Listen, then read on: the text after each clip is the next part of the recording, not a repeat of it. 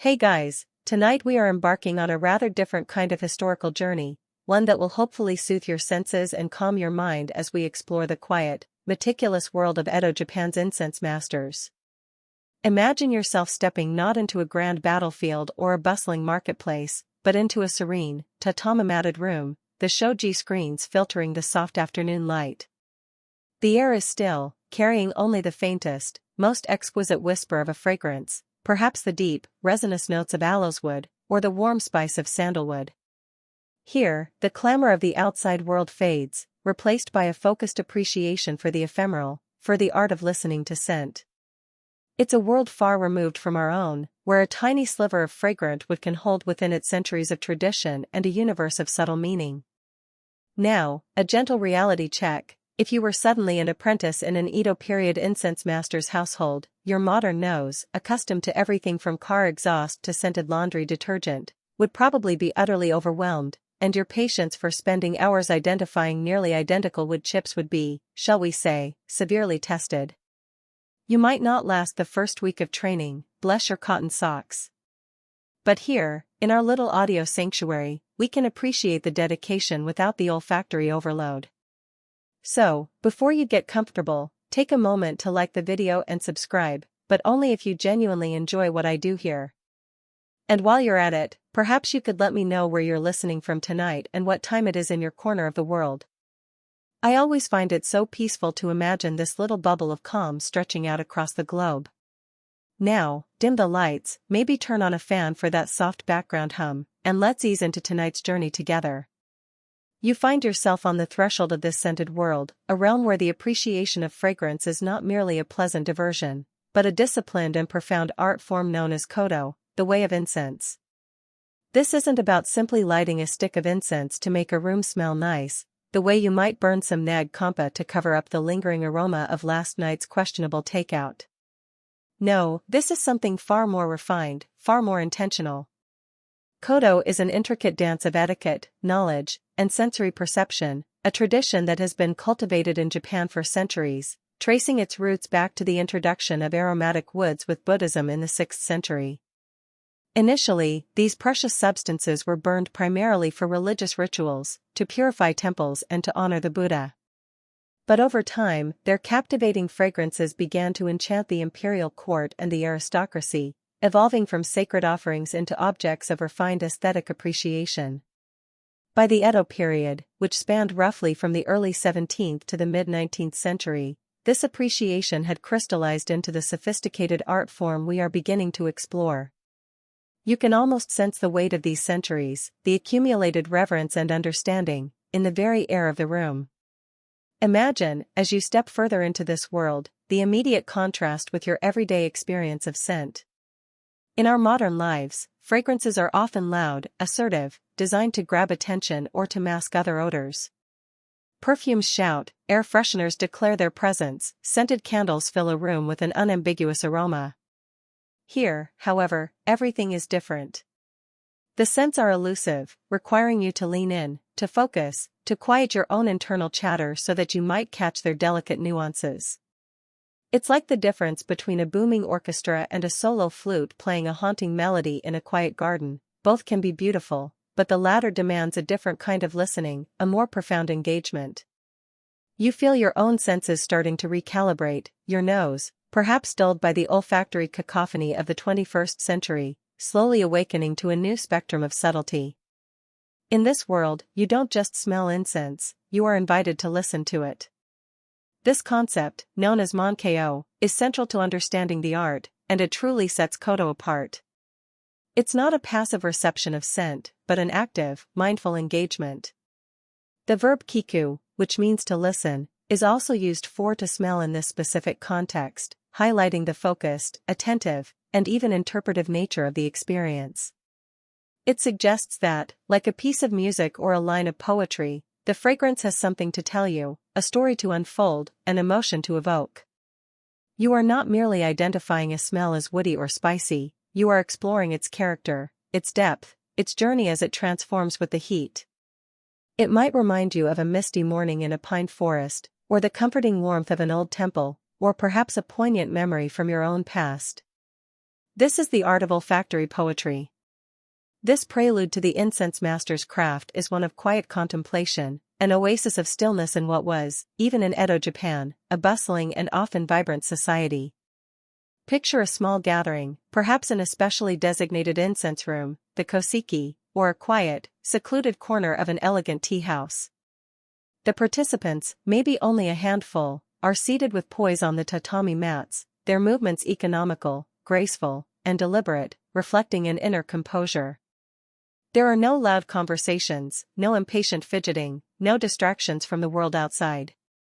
All attention, all collective consciousness, is focused with a singular intensity on the small, often exquisitely crafted incense burner, the koro, upon the tiny glowing ember of the charcoal, and upon the almost invisible, ethereal plume of fragrant smoke that rises, like a prayer, from a minute, carefully prepared sliver of precious wood. It's an atmosphere permeated by a profound sense of respect for the rare and precious materials, often hundreds of years old, respect for the ancient tradition itself, passed down through generations, and respect for the shared, deeply personal yet communal, experience of appreciating something so exquisitely ephemeral and yet so profoundly evocative. A mainstream historical fact is that koto, alongside the tea ceremony, chado or sado, and flower arranging, kato or ikebana, is considered one of the three classical Japanese arts of refinement, often referred to as geido, arts of accomplishment, or simply michi, ways. These practices were not mere hobbies, they were considered disciplines, paths, due towards self-cultivation, aesthetic sensitivity, and a deeper understanding of beauty, harmony, and the transient nature of existence. They were cultivated by the imperial court, the aristocracy, the samurai warrior class, who found in their discipline a parallel to their own codes of conduct, and increasingly during the peaceful Edo period, by the wealthy and cultured merchant classes. To engage in these arts was to refine one's spirit, to learn etiquette, and to connect with a rich cultural heritage. You weren't just learning a skill or an amusing pastime, you were embarking on a lifelong journey of self-improvement and spiritual enrichment through engagement with art and nature. The allure of this world, as you begin to perceive it, is not found in grand, sweeping gestures or dramatic, overt displays of emotion or power. Instead, it resides in its unwavering dedication to the minute, the subtle, the almost imperceptible detail. It's about the profound beauty discovered in elegant simplicity, and the astonishing complexity revealed in the seemingly straightforward act of gently heating a tiny fragment of fragrant wood. The fragrances themselves are often ancient, whispers from a distant past, woods like kiara, the most prized form of aloes wood, or a fine old sandalwood from India. These are not the often synthetic, sometimes brash and overpowering, scents of many modern air fresheners or mass-market perfumes. These are natural, deeply nuanced, and profoundly resonant aromas, each with its own history, its own personality, its own soul. You might find one scent to be clear and uplifting, another to be deep and grounding, a third to be bittersweet and contemplative. You begin to understand more deeply, then, that to be an incense master, a koshi or imoto of a koto school, is to be far more than just an expert in aromas. It is to be a guardian of this subtle and precious world, a living repository of centuries of accumulated knowledge and tradition. It is to possess an almost supernaturally developed olfactory sense, honed through years of dedicated practice, capable of distinguishing between hundreds, if not thousands, of subtle variations in fragrance.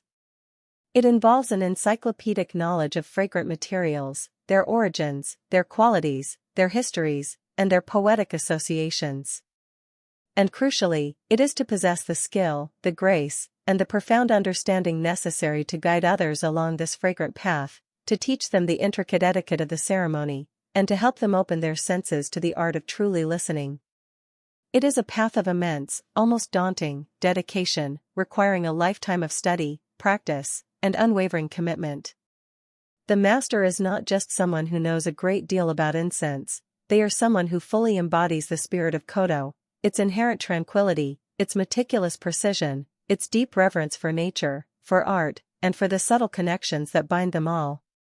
This initial encounter, this gentle immersion into the world of koto, might indeed leave you with a cascade of questions rather than immediate, easy answers.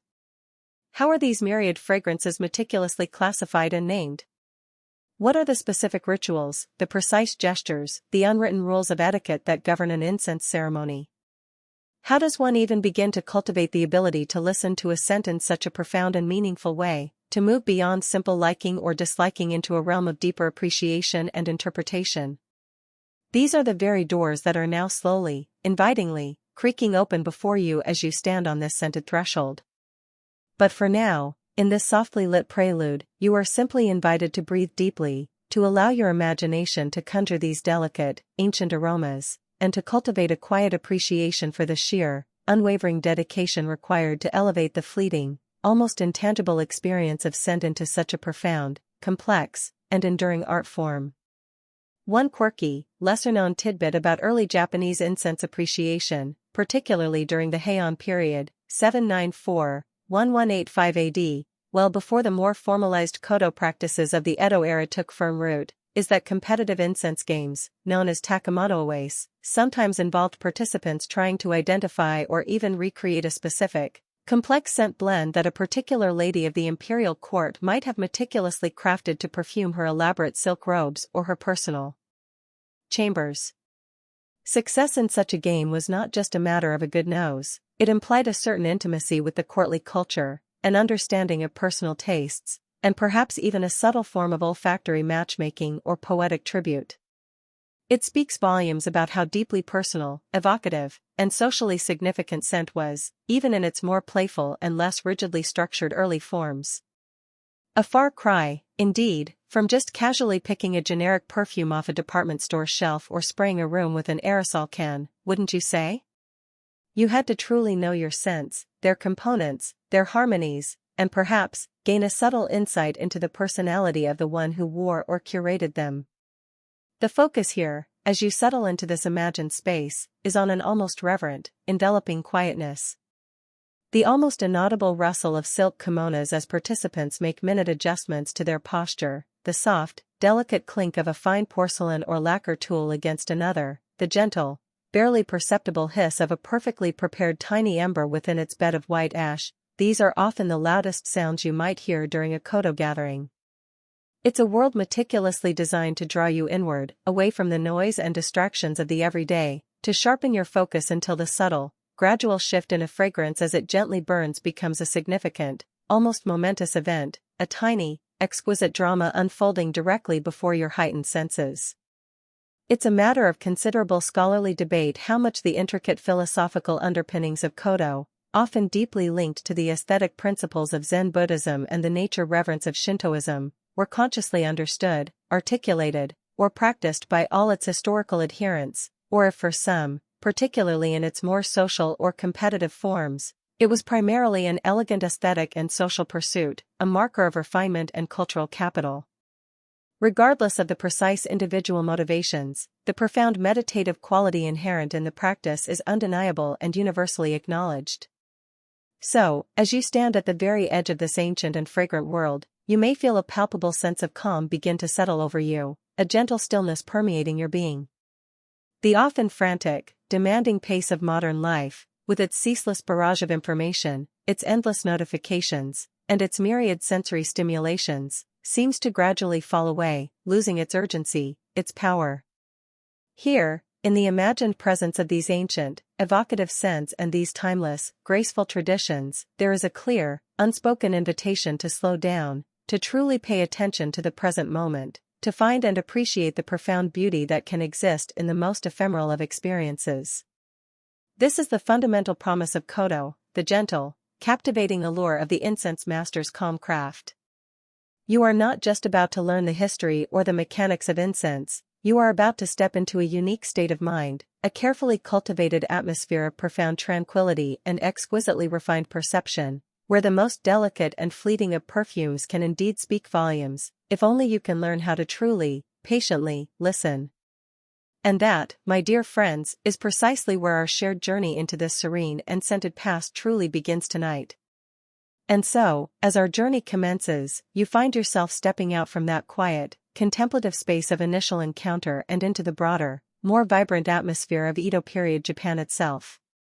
To truly understand the calm craft of the incense master, you must first breathe the air of their world, a world that, while possessing its own unique forms of hustle and bustle, also cultivated an extraordinary appreciation for refinement and the subtle arts. Imagine the city of Edo, modern-day Tokyo, the shogunal capital, a sprawling metropolis that, by the 18th century, was one of the largest cities on earth. It's a place of stark contrasts, of disciplined samurai districts and lively merchant quarters, of serene temples and the glittering, ephemeral pleasures of the floating world. This era, stretching from the establishment of the Tokugawa shogunate in 1603 to its fall in 1868, was a remarkable chapter in Japanese history.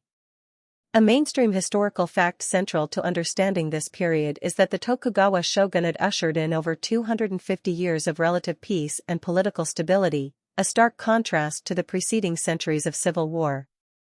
This prolonged peace, often referred to as the Pax Tokugawa, had a profound impact. With the samurai warriors largely unoccupied by warfare, their energies, and those of society as a whole, could be channeled into other pursuits, into governance, into scholarship, and significantly for our story, into the flourishing of arts and culture. It was fertile ground for practices like Kodo to take deep root and blossom. You can almost feel the collective sigh of relief, the settling of a nation after turmoil, allowing for the quieter, more introspective arts to find their space. The society of Edo Japan was highly structured, a rigid hierarchy with the samurai warrior class at the apex, followed by farmers, artisans, and then, officially at the bottom but increasingly influential, the merchants or kanin. Each class had its prescribed roles, its codes of conduct, and its own distinct relationship with the burgeoning culture. While the samurai were expected to cultivate martial virtues, they also became patrons and practitioners of arts like calligraphy, poetry, the tea ceremony, and, of course, Kodo. For them, these refined pursuits were not merely pastimes but ways of cultivating discipline, aesthetic judgment, and a certain stoic elegance. But perhaps the most dynamic cultural force in Edo Japan was the rising merchant class.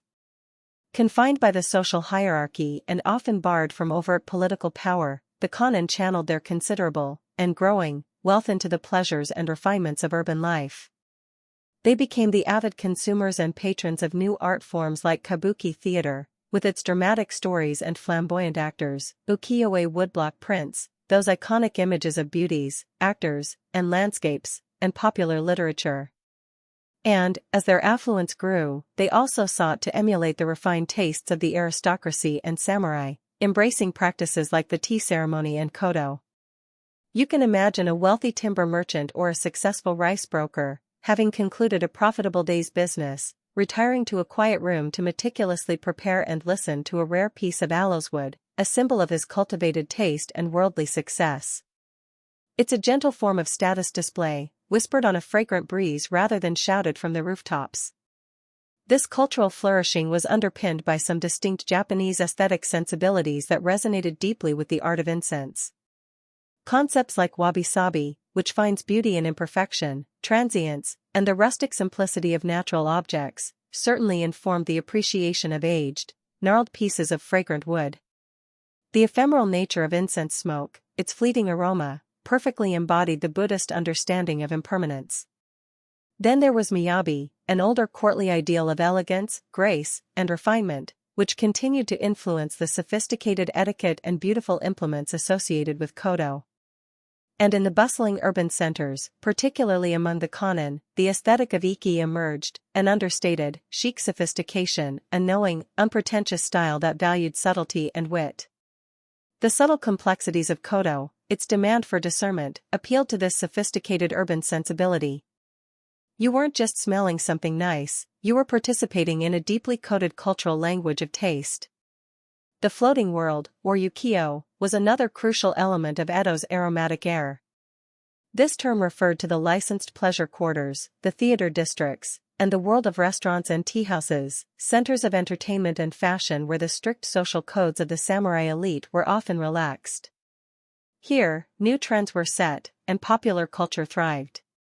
Incense played its part in these environments too, though perhaps in different ways than in a formal kodo gathering. Geishas would perfume their kimonos and their rooms with fine incense to create an alluring atmosphere. Incense might be burned in tea houses and restaurants to welcome guests and to create a pleasant ambience. While perhaps not always approached with the same level of meditative focus as a koto ceremony, the presence of these refined scents contributed to the overall sensory richness and sophistication of the floating world. It was a world that valued beauty and pleasure in all its forms, and fragrance was an essential component. One can almost imagine the faint scent of plum blossom incense mingling with the distant sound of a shamisen and the laughter from a nearby geisha house. The Edo period also saw a significant rise in education and literacy, particularly among the commoner classes. This meant that more people had access to books and printed materials, including texts on various arts and accomplishments. Manuals and guides related to the tea ceremony, flower arranging, and even koto became available, allowing a wider audience to learn about these practices, even if they couldn't always afford the most expensive materials or formal tutelage. This dissemination of knowledge helped to popularize and sustain these cultural forms. You might find a shopkeeper's son diligently studying a printed guide to incense appreciation, dreaming of one day possessing his own set of koto tools. Another defining feature of the Edo period was the policy of sakoku, or closed country. For over 2 centuries, Japan's interaction with the outside world was severely restricted. Foreign travel by Japanese was forbidden, and foreign trade was limited to a small number of designated ports, primarily with Dutch and Chinese merchants. While this policy aimed to maintain political stability and prevent foreign influence, it also had an impact on the availability and perception of imported goods, including the precious aromatic woods used in koto. These woods, already rare and sourced from distant lands like Vietnam, Indonesia, or India, became even more exotic and treasured due to these trade restrictions. Their fragrance was literally a scent of a far-off, almost mythical, outside world, adding another layer to their allure and value. Each sliver of aloeswood was a tiny ambassador from beyond the carefully guarded shores. It's within this context, a long piece, a stratified yet dynamic society, a rising urban culture with a taste for refinement, specific aesthetic ideals, and a degree of isolation from the wider world, that the calm craft of the incense master found its perfect moment. The societal conditions allowed for the dedication and leisure required to master such a subtle art. There was a receptive audience, eager to participate in and appreciate its nuances. And the very materials themselves carried layers of meaning, from their exotic origins to their association with spiritual practices and refined taste. A quirky tidbit from this era reveals the enthusiasm, and sometimes the competitive spirit, that could surround incense among the newly wealthy. Some Edo merchants, keen to demonstrate their cultural credentials and surpass their rivals in refinement, would reportedly spend small fortunes acquiring exceptionally rare pieces of fragrant wood. They might then host elaborate incense gatherings, or keokai, subtly, or perhaps not so subtly, showcasing their prized possessions and their knowledge of koto. These gatherings could become arenas for a gentle form of social one-upmanship, where status was affirmed not by swords or land, but by the quality of one's aloeswood and the elegance of one's incense ceremony. Imagine 2 silk merchants, outwardly all politeness, inwardly judging whose tiara has the more sublime and complex fragrance. It's a far cry from a duel at dawn, but a battle of taste nonetheless. The exact degree to which the strict Neo-Confucian ideals officially promoted by the Tokugawa shogunate, emphasizing order, loyalty, filial piety, and social harmony, genuinely permeated all levels of Edo society, versus the more hedonistic, individualistic, and often irreverent pursuits of the floating world, is a constant area of lively discussion among historians of the period. It's likely that for many Edoites, life involved a negotiation between these official ideologies and the everyday realities and pleasures of urban existence.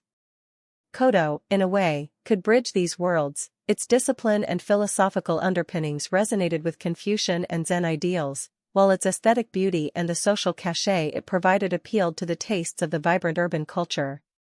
So, as you continue your journey, you now have a richer sense of the air these incense masters breathed.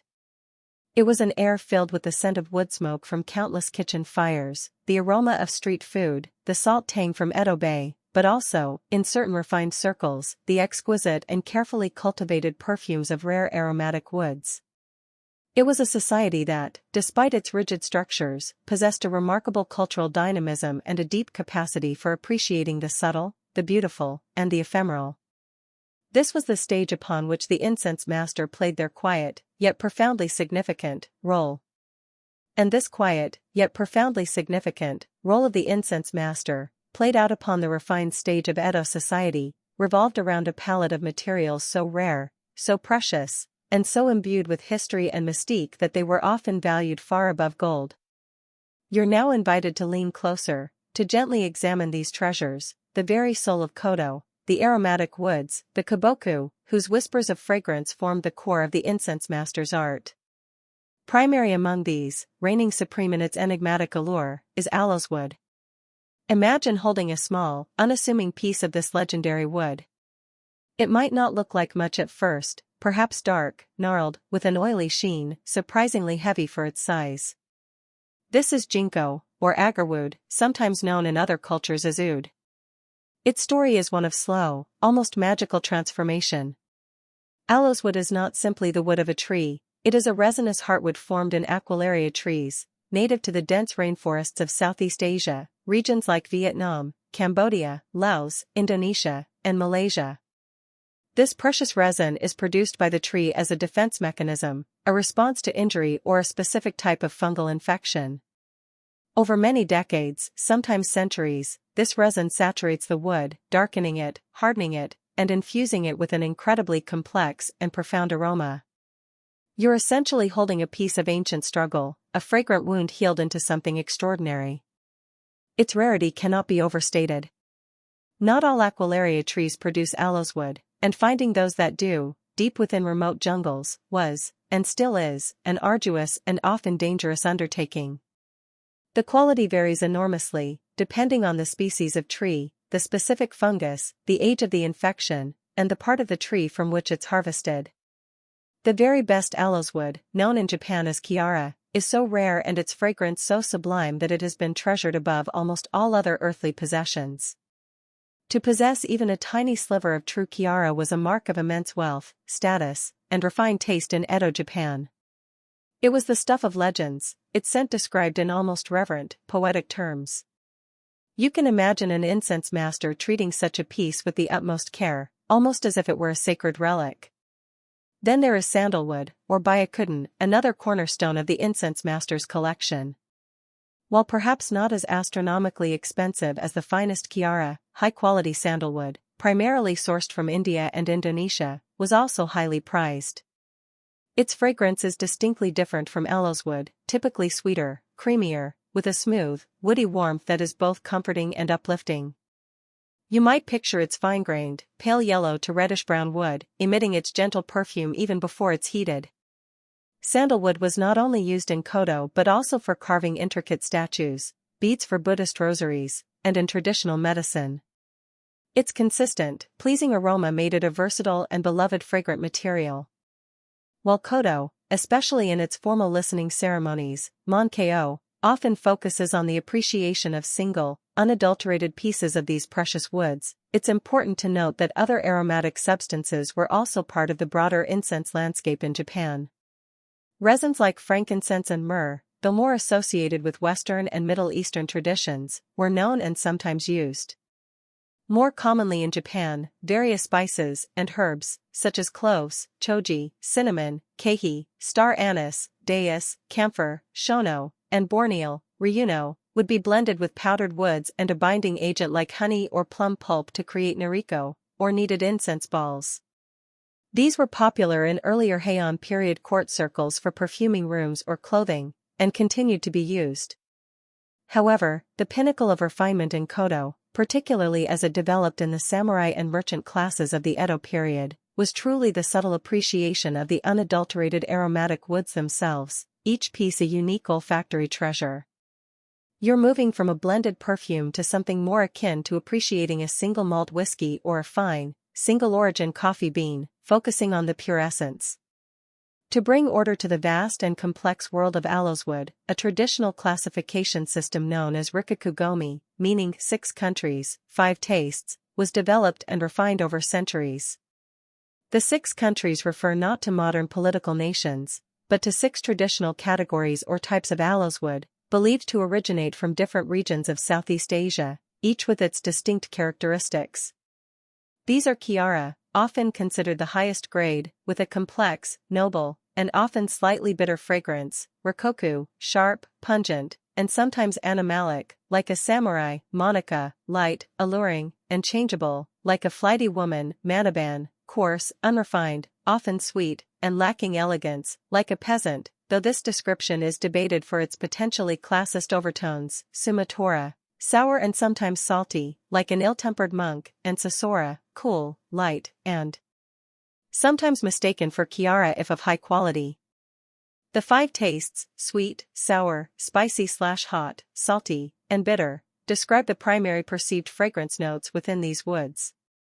An incense master would spend a lifetime learning to identify these subtle distinctions, a skill requiring an incredibly well-trained nose and a deep, almost intuitive understanding of the materials.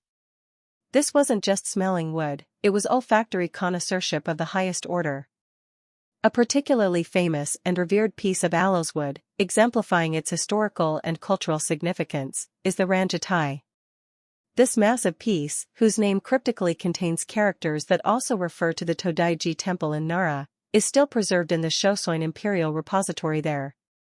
This mainstream historical fact highlights the wood's immense value. It was likely a gift from a Chinese emperor during the Tang dynasty in the 8th century. Over the centuries, small pieces of the ranjatai were cut from it by powerful historical figures, including the shoguns Ashikaga Yoshimasa and Ashikaga Yoshimitsu, the warlord Oda Nobunaga, and even Emperor Meiji. To be granted a piece of the ranjatai was an immense honor, a symbol of supreme authority and cultural legitimacy. Each fragment was, and is, a tangible link to centuries of Japanese history. The journey of these precious woods from their remote forest origins to the incense burner of an Edo master was long, perilous, and phenomenally expensive. Local collectors and traders in Southeast Asia would gather the wood, often through painstaking and secretive methods. It would then pass through various networks of merchants, perhaps Chinese, Malay, or Arab traders initially, before eventually finding its way to the limited Dutch or Chinese trading posts in Japan, such as Dejima in Nagasaki Harbor, during the Sakoku period. Each intermediary added their markup, and the risks of storms at sea, piracy, or confiscation were ever present. By the time a piece of high-quality aloes wood reached an incense merchant in Edo or Kyoto, its price could be astronomical. You're not just paying for the wood, you're paying for its entire epic, danger-filled biography. The olfactory characteristics of these woods are almost impossible to describe adequately in words, which is precisely why the art of listening to them is so profound. Chiara might be described as having an elegant bitterness, a refined sweetness, and a cool, clear note that lingers. Other aloes woods might be more earthy, more spicy, more resinous, or even have hints of fruit or flowers. Sandalwood, by contrast, offers a more straightforward, yet still beautiful, creamy, sweet, and woody fragrance that is both calming and grounding. The incense master's skill lay not just in identifying these scents, but in understanding their subtle progressions as they were heated, the way different facets of the aroma would reveal themselves over time. Visually and tactily, these woods also possessed a quiet beauty. A fine piece of aloes wood might be a deep, rich black or dark brown, often with intricate patterns of resin. It could feel cool and dense in the hand. Some pieces were prized for their unusual shapes, suggesting animals or natural landscapes, adding another layer to their appreciation. This leads to a rather lovely quirky tidbit. Some particularly esteemed and ancient pieces of high-quality aloes wood were given evocative and poetic names by incense masters or their discerning collectors. These names might reflect their unique scent profiles, the circumstances of their discovery, or a classical literary allusion. Names like First Frost, Distant Mountain, or Whispering Pine transformed these pieces of wood from mere objects into entities with their own distinct personalities and stories, treated with a reverence usually reserved for living beings or sacred artifacts. Of course, the precise botanical identification and exact geographical origins of all the historic aloes wood types classified under the traditional Rikoku system are still subjects of some scholarly discussion and ongoing research. Historical records can be beautifully poetic but frustratingly vague on scientific details, and the scientific analysis of often minute, ancient samples is an incredibly complex and delicate undertaking.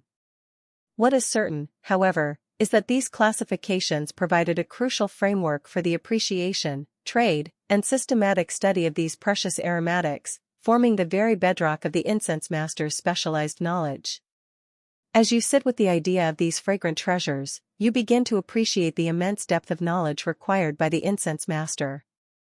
They were not just artisans, they were botanists, historians, traders, connoisseurs, and poets of scent.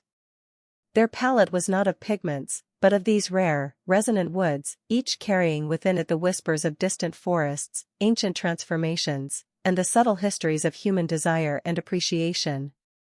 The calm craft began here, with these extraordinary gifts of nature. And as you stand in quiet reverence before these extraordinary gifts of nature, the gnarled, resinous aloeswood, the smooth, fragrant sandalwood, you begin to realize that their true appreciation requires more than just a good nose. It requires a path, a discipline, a way. This is where we truly step into the heart of Kodo, the way of incense. It's a term that elevates the simple act of smelling something pleasant into an intricate art form, a spiritual practice, and a profound cultural expression, one that seeks far more than mere sensory delight. The suffix do, in Japanese, is incredibly significant.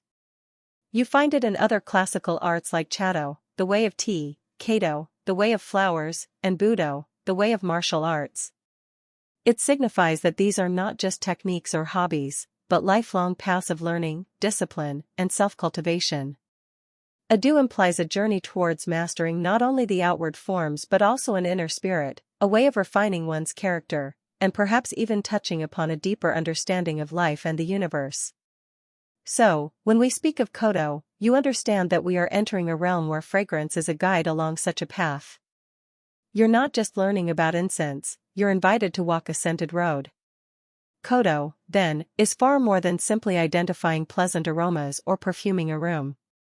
It's an experience designed to engage the intellect, stir the emotions, cultivate the spirit, and foster a unique form of social communion. It's about creating a specific atmosphere, a moment removed from the everyday, where one can focus intently on the subtle messages carried by the fragrant smoke. It involves a deep knowledge of literature, poetry, and history, as specific scents are often associated with classical themes or famous verses. The appreciation is as much mental and cultural as it is olfactory. It's like being able to read a complex piece of music, understanding its structure, its emotional nuances, and its historical context, rather than just hearing a catchy tune. Traditionally, there are said to be 10 virtues of Ko no Jitaku, a list often attributed to the 16th century Zen monk Sojin, though its exact origins are a bit hazy. These virtues beautifully encapsulate the perceived benefits of engaging with incense in this mindful way.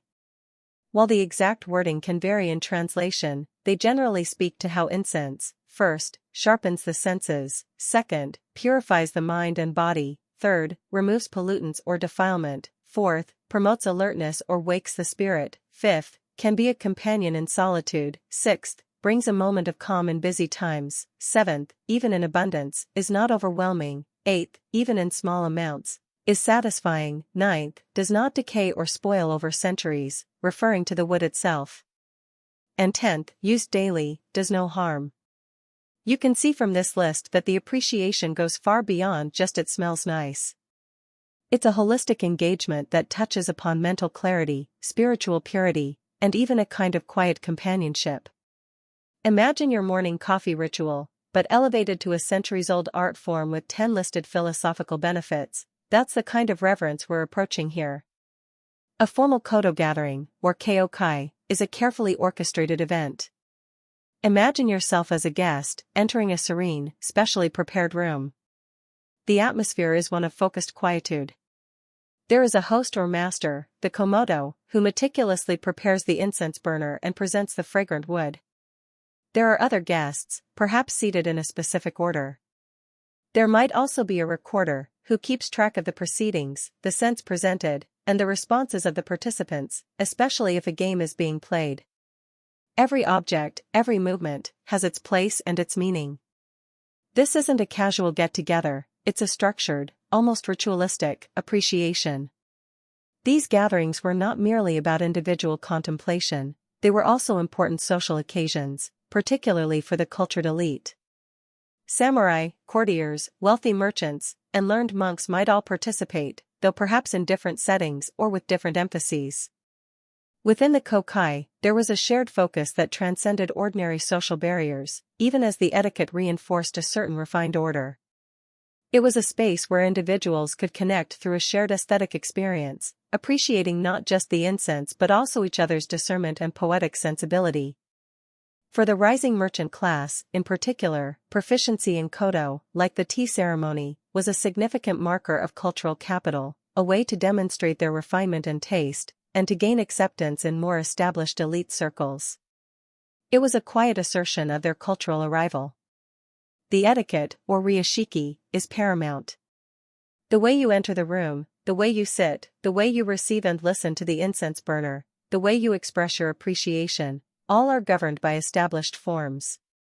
These are not meant to be stuffy or restrictive, but rather to create a shared sense of harmony and respect, allowing everyone to focus fully on the subtle experience of the incense itself. The movements are typically slow, graceful, and deliberate, reflecting an inner calmness and attentiveness. You are learning to be present, to inhabit each moment with mindful grace. It's like a silent, fragrant ballet where every participant plays a part. A profound connection exists between koto and the rich traditions of Japanese and Chinese literature and poetry. Specific pieces of aloeswood, or particular combinations of scents, often became associated with famous poems, historical events, or evocative scenes from nature described in classical texts.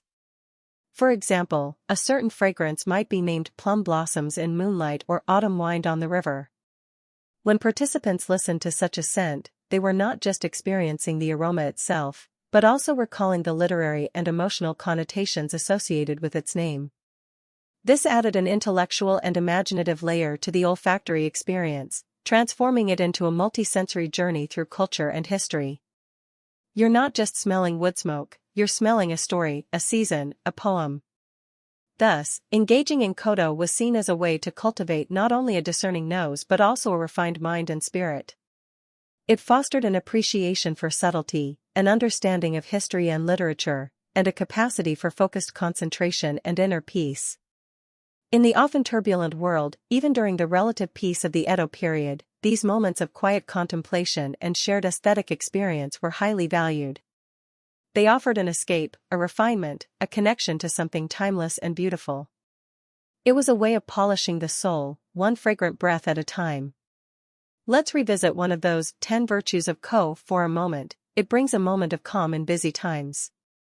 In the bustling, often demanding, world of Edo Japan, just as in our own hectic lives, the ability of koto to create a sanctuary of stillness, a pocket of focused tranquility, was immensely valuable. The meticulous preparation, the focused listening, the shared silence, all contributed to a slowing down of time, a momentary release from worldly cares.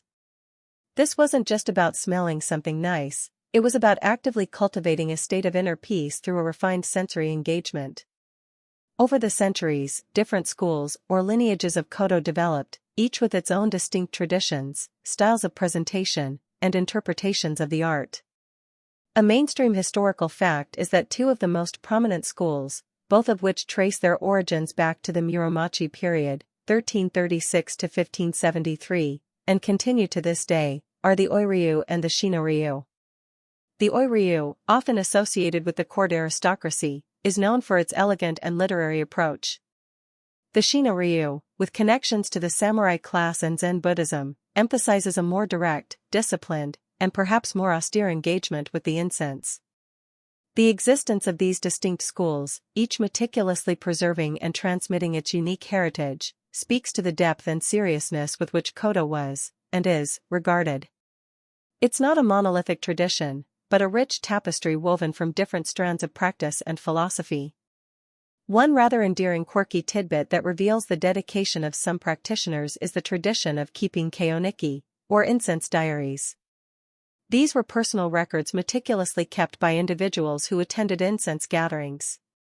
In these diaries, they would note down the date and location of the gathering, the names of the host and other guests, the specific aromatic woods that were presented, sometimes even including tiny samples or sketches of the wood chips, the results of any incense games played, poems that were composed or recited in response to the fragrances, and occasionally even observations about the weather or other ambient details of the day. These diaries, some of which survive, are invaluable historical documents, offering a glimpse into the social and cultural life surrounding Kodo, and they demonstrate the immense seriousness and loving attention to detail that participants brought to these fragrant occasions. Imagine carefully logging every wine you ever tasted, along with the company, the conversation, and the atmospheric conditions. It's that level of passionate record-keeping.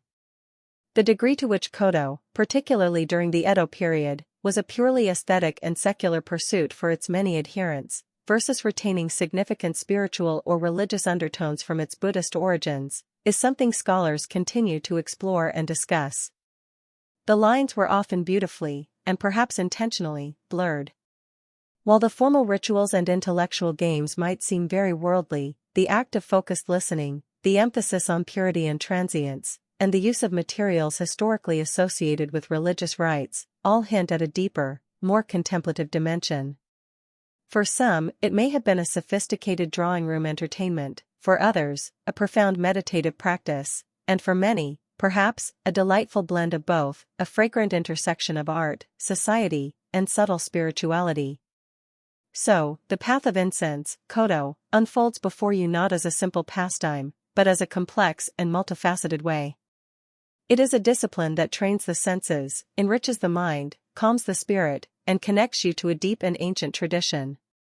It is an art form that finds profound beauty in the most ephemeral of materials, transforming a fleeting fragrance into a source of lasting contemplation and shared cultural meaning.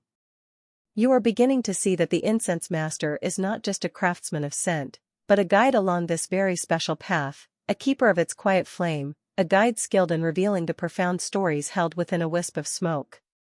Section 5. And so, you find yourself captivated by this image of the incense master, this serene guide capable of unlocking profound stories from a mere wisp of smoke. But how, you might wonder, does one attain such skill, such deep and nuanced understanding? The journey to becoming a true koshi, a master of the way of incense, is not a swift or casual undertaking. It is a path paved with years, often decades, of disciplined training, profound dedication, and an almost monastic devotion to the art. Let us now gently pull back the shoji screen and glimpse the demanding, yet deeply rewarding, apprenticeship that an aspiring incense master in Edo Japan would endure. This was not a career choice one stumbled into lightly, like deciding to become a particularly fragrant baker. Often, the path began with a deep personal encounter with Kodo, perhaps as a guest at a gathering, or through a family connection to one of the established schools. A spark of profound curiosity, a resonance with the quiet beauty and intellectual depth of the art, might ignite the desire to learn more. But desire alone was not enough. One had to find a recognized master, typically within one of the established lineages like the Shinno-ryu or Oi-ryu, and formally request to become a disciple, or shurti. This master-disciple relationship was, and often still is, at the very heart of transmitting the tradition. It was a bond of deep respect, loyalty, and lifelong learning. You weren't just signing up for classes, you were committing yourself to a way of life. A mainstream historical fact is that aspiring Kodo practitioners, much like those in other traditional Japanese arts, often had to undergo lengthy and highly structured apprenticeships. This wasn't a weekend workshop or an online certification. Knowledge was passed down directly from master, sensei, to disciple, deshi, often through meticulous oral instruction, repetitive practice, and careful observation. Some advanced techniques or inner principles, the okuden or secret teachings, might be reserved only for the most dedicated and advanced initiates, revealed gradually as the disciple proved their commitment and understanding. You can imagine the hushed reverence with which such teachings would be received. The years of study that followed were characterized by an almost painstaking attention to detail. One of the first and most fundamental challenges was the development of an extraordinary olfactory acuity. You, as an apprentice, would begin the long process of training your nose to discern not just broad categories of scent, but hundreds, even thousands, of subtle variations. You would spend countless hours listening to different grades and types of aloeswood, sandalwood, and other aromatic materials, learning to identify their unique characteristics, their personalities. Memorizing the complex classifications of the Rikikugomi, those 6 countries and 5 tastes we touched upon, was not just an academic exercise, it was about internalizing a vast olfactory library. It's like a sommelier learning to distinguish between countless grape varietals, terroirs, and vintages, but with an even more ephemeral and subtle medium. Your nose would become your most trusted, and most rigorously trained, instrument. Alongside this sensory training came the meticulous learning of the rituals and etiquette of Kodo. Every gesture, every movement in an incense ceremony, from the way the tools are handled to the way the incense burner is presented and received, is prescribed and imbued with meaning. You would practice these forms endlessly, striving for a state of effortless grace and perfect precision. The goal was not mere mechanical repetition, but for the etiquette to become so ingrained that it flowed naturally, allowing the practitioner's mind to remain calm, focused, and fully present to the experience of the incense itself. It's the kind underscore of discipline where doing something perfectly 1,000 times is just the beginning. Mastering the specialized tools of Kodo, the kodogu, was another essential part of the training. These beautiful, often exquisitely crafted implements, the incense burner, koro, the ash press, heigoshi, the mica plate, jinyo, the chopsticks for handling the wood, koji, the feather brush, hiboki, each had its specific purpose and its correct method of handling. You would learn how to care for these tools, to respect them as extensions of the art itself. This brings us to a rather telling quirky tidbit about the rigor of this training. An apprentice might spend literally years just learning to prepare the bed of white ash in the incense burner to the absolute perfect consistency, depth, and shape. This ash bed is crucial for controlling the gentle, indirect heat that releases the wood's fragrance without actually burning it. Too hot, and the scent is harsh; too cool, and it's too faint. Getting it just right, day after day, ceremony after ceremony, was a fundamental skill, a testament to patience and precision learned through countless unseen hours of practice. Before you even dreamed of handling a precious sliver of Kiara, you had to become a master of ash. The education of an incense master often extended beyond the direct practice of Kodo. A broad cultural literacy was expected. You would likely study classical Japanese and Chinese literature and poetry, as so many incense fragrances and games were linked to these texts. The ability to compose a suitable verse in response to a particular scent, or to recognize an allusion embedded in an incense game, was highly valued. Calligraphy, the art of beautiful writing, was also important, as records of incense gatherings and game results were often meticulously brushed onto fine paper. Some understanding of related arts like the tea ceremony or flower arranging could also contribute to a holistic development of aesthetic sensibility.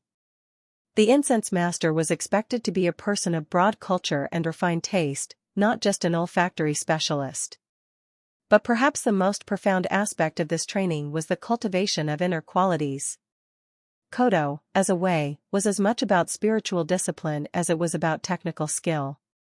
You, as an apprentice, would be guided to cultivate patience, immense patience, as mastery took so very long. Humility was essential, as you were a small part of a vast and ancient tradition. Discipline was the bedrock of daily practice. A calm, uncluttered mind was necessary to truly listen to the subtle voice of the incense. And a deep, abiding respect for the tradition, for the materials, and for your master was the guiding principle. These were not qualities that could be taught from a book, they were absorbed through years of dedicated practice, observation, and quiet reflection. In some Kodo schools, there was a system of progression, with different licenses, menkyo, or ranks awarded as a disciple demonstrated increasing levels of skill, knowledge, and understanding. These were not easily earned and represented significant milestones on the long path to mastery. Each step signified a deeper immersion into the mysteries and responsibilities of the art. You weren't just collecting certificates, you were being acknowledged by your peers and your master as having reached a new level of embodiment of the way. And with this progression came an understanding of the immense weight of tradition. As an aspiring master, you would become keenly aware that you were a link in a long chain, receiving knowledge and practices that had been passed down through generations. There was a profound responsibility to honor that lineage, to preserve the integrity of the art, and, if you eventually became a master yourself, to transmit it faithfully to the next generation. This sense of being part of something much larger than oneself, something timeless, was a powerful motivator and a source of deep meaning. The ultimate goal of all this rigorous, all-encompassing training was not merely to produce a technician who could correctly identify scents and perform rituals. It was to cultivate a true koshi, someone who fully embodied the spirit and philosophy of Kodo. This meant not only possessing the requisite knowledge and skills but also exuding an aura of calm, grace, and profound sensitivity. A true master could create an atmosphere of tranquility and focused appreciation simply by their presence and the way they conducted a ceremony. Their understanding of incense was intuitive, deeply personal, yet grounded in centuries of collective wisdom. The exact balance between inherited talent or an innately sensitive olfactory apparatus versus the transformative results of such rigorous, prolonged training in the making of a Kodo master is, of course, a fascinating question, and perhaps one that scholars and practitioners alike might ponder. While a certain innate sensitivity might be helpful, the overwhelming emphasis in most traditional Japanese arts, including Kodo, is placed squarely on the critical role of dedicated practice, disciplined learning, and the patient absorption of wisdom from a qualified teacher. Raw ability was seen as merely a starting point. True mastery was forged in the crucible of unwavering effort and humble receptivity over many, many years. So, when you next imagine that serene incense master, remember the almost unimaginable years of quiet dedication that lie behind their calm demeanor and effortless skill. Remember the countless hours spent training the nose, perfecting the gesture, studying the texts, and cultivating the spirit. It is a path that demands everything, but one that also promises a unique and profound connection to beauty, to tradition, and to the subtle, fragrant heart of the world. And as you begin to grasp the profound dedication required to walk this path, to connect with that subtle, fragrant heart of the world, your attention is naturally drawn to the physical conduits of this art, the exquisite and highly specialized utensils, the kodogu, that an incense master employs. These are not mere implements, they are tools of tranquility, objects of art in their own right, each crafted with meticulous care and imbued with a deep sense of purpose. To examine them is to appreciate another layer of the calm craft, where function and beauty dance in perfect harmony. Imagine yourself now in the serene presence of a master preparing for an incense ceremony. Laid out before them, perhaps on a silken cloth or a polished wooden tray, is an array of these beautiful objects. Each one has a name, a history, and a precise role to play in the unfolding ritual of listening to incense. They are not ostentatious or flashy, but rather possess an understated elegance, a quiet dignity that speaks to the refined aesthetic of Kodo. You sense that these tools are not just used, but revered, handled with a gentle precision that reflects years of practice and deep respect. Central to any Kodo gathering is the incense burner, the koro. This is the vessel that will cradle the glowing charcoal and the precious aromatic wood, the miniature stage upon which the olfactory drama will unfold. Koro come in various shapes and sizes, crafted from materials like fine ceramic, perhaps raku ware, with its earthy simplicity, or delicate porcelain, bronze, silver, or even iron. Some are simple and unadorned, their beauty lying in their perfect form and balance. Others might be subtly decorated with designs inspired by nature, a fleeting cloud, a sprig of bamboo, a wave pattern, or with auspicious symbols. The choice of koro might even reflect the season or the specific theme of the incense gathering. You realize that this is more than just a pot for burning things, it's a carefully chosen piece of art, designed to enhance the contemplative atmosphere. The choice of a particular koro might also involve subtle considerations of its history, its maker, or even poetic associations with its name or design, much like the prized incense woods themselves. A simple-looking raku ware koro, for instance, with its deliberate imperfections, might speak volumes about the wabi-sabi aesthetic, reminding participants of the beauty in the unadorned and the transient.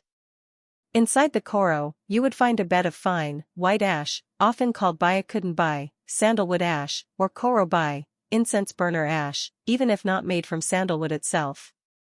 This ash is not just a random filler. Its preparation is a crucial skill, as we touched upon in the apprentice's training. It must be perfectly clean, sifted to an incredibly fine consistency, and then carefully pressed and sculpted into a specific shape within the burner, often with a small depression where the charcoal will be placed.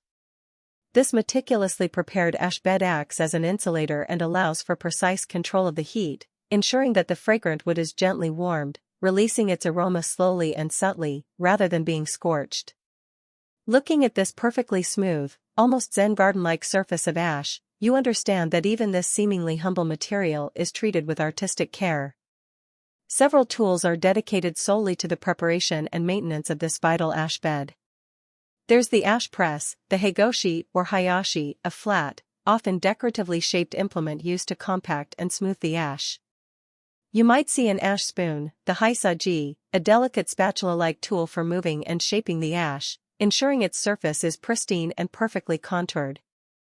The master wields these with an almost surgical precision, creating a flawless foundation for the ceremony. It's a miniature landscape being sculpted, a silent testament to patience. Then come the tools for handling the precious incense wood itself, those tiny slivers of aloes wood or sandalwood that hold such olfactory treasures. Because these woods are so valuable and the pieces used are often minuscule, they are handled with specialized implements. You'd see a pair of elegant silver chopsticks, the koji or jinjikoji. These are not your everyday eating chopsticks, they are longer, more slender, and used with utmost delicacy to pick up the tiny chip of incense wood and place it with pinpoint accuracy. And where is it placed? Not directly on the hot charcoal. That would burn it too quickly and release a harsh, smoky aroma. Instead, the incense chip is laid upon a tiny, almost translucent square called a jinyo. This is a thin plate made of mica, a naturally occurring silicate mineral that can withstand heat and is an excellent conductor. The mica plate is placed over, but not touching, the buried, glowing charcoal. The incense wood rests on top of the mica, gently warmed by the radiant heat from below. This indirect heating is key to the Kodo method, allowing the complex volatile oils within the wood to vaporize slowly, revealing the full spectrum of their fragrance layer by layer. This leads to a rather interesting quirky tidbit: these mica plates are incredibly fragile and quite expensive. Apprentices would often practice handling them for hours with fine tweezers, as breaking or soiling one would be a significant mishap. The correct placement of the jinyo, ensuring it's at the perfect distance from the heat source, is also a critical skill, directly impacting the quality of the scent released. It's a tiny, shimmering stage for a fragrant star.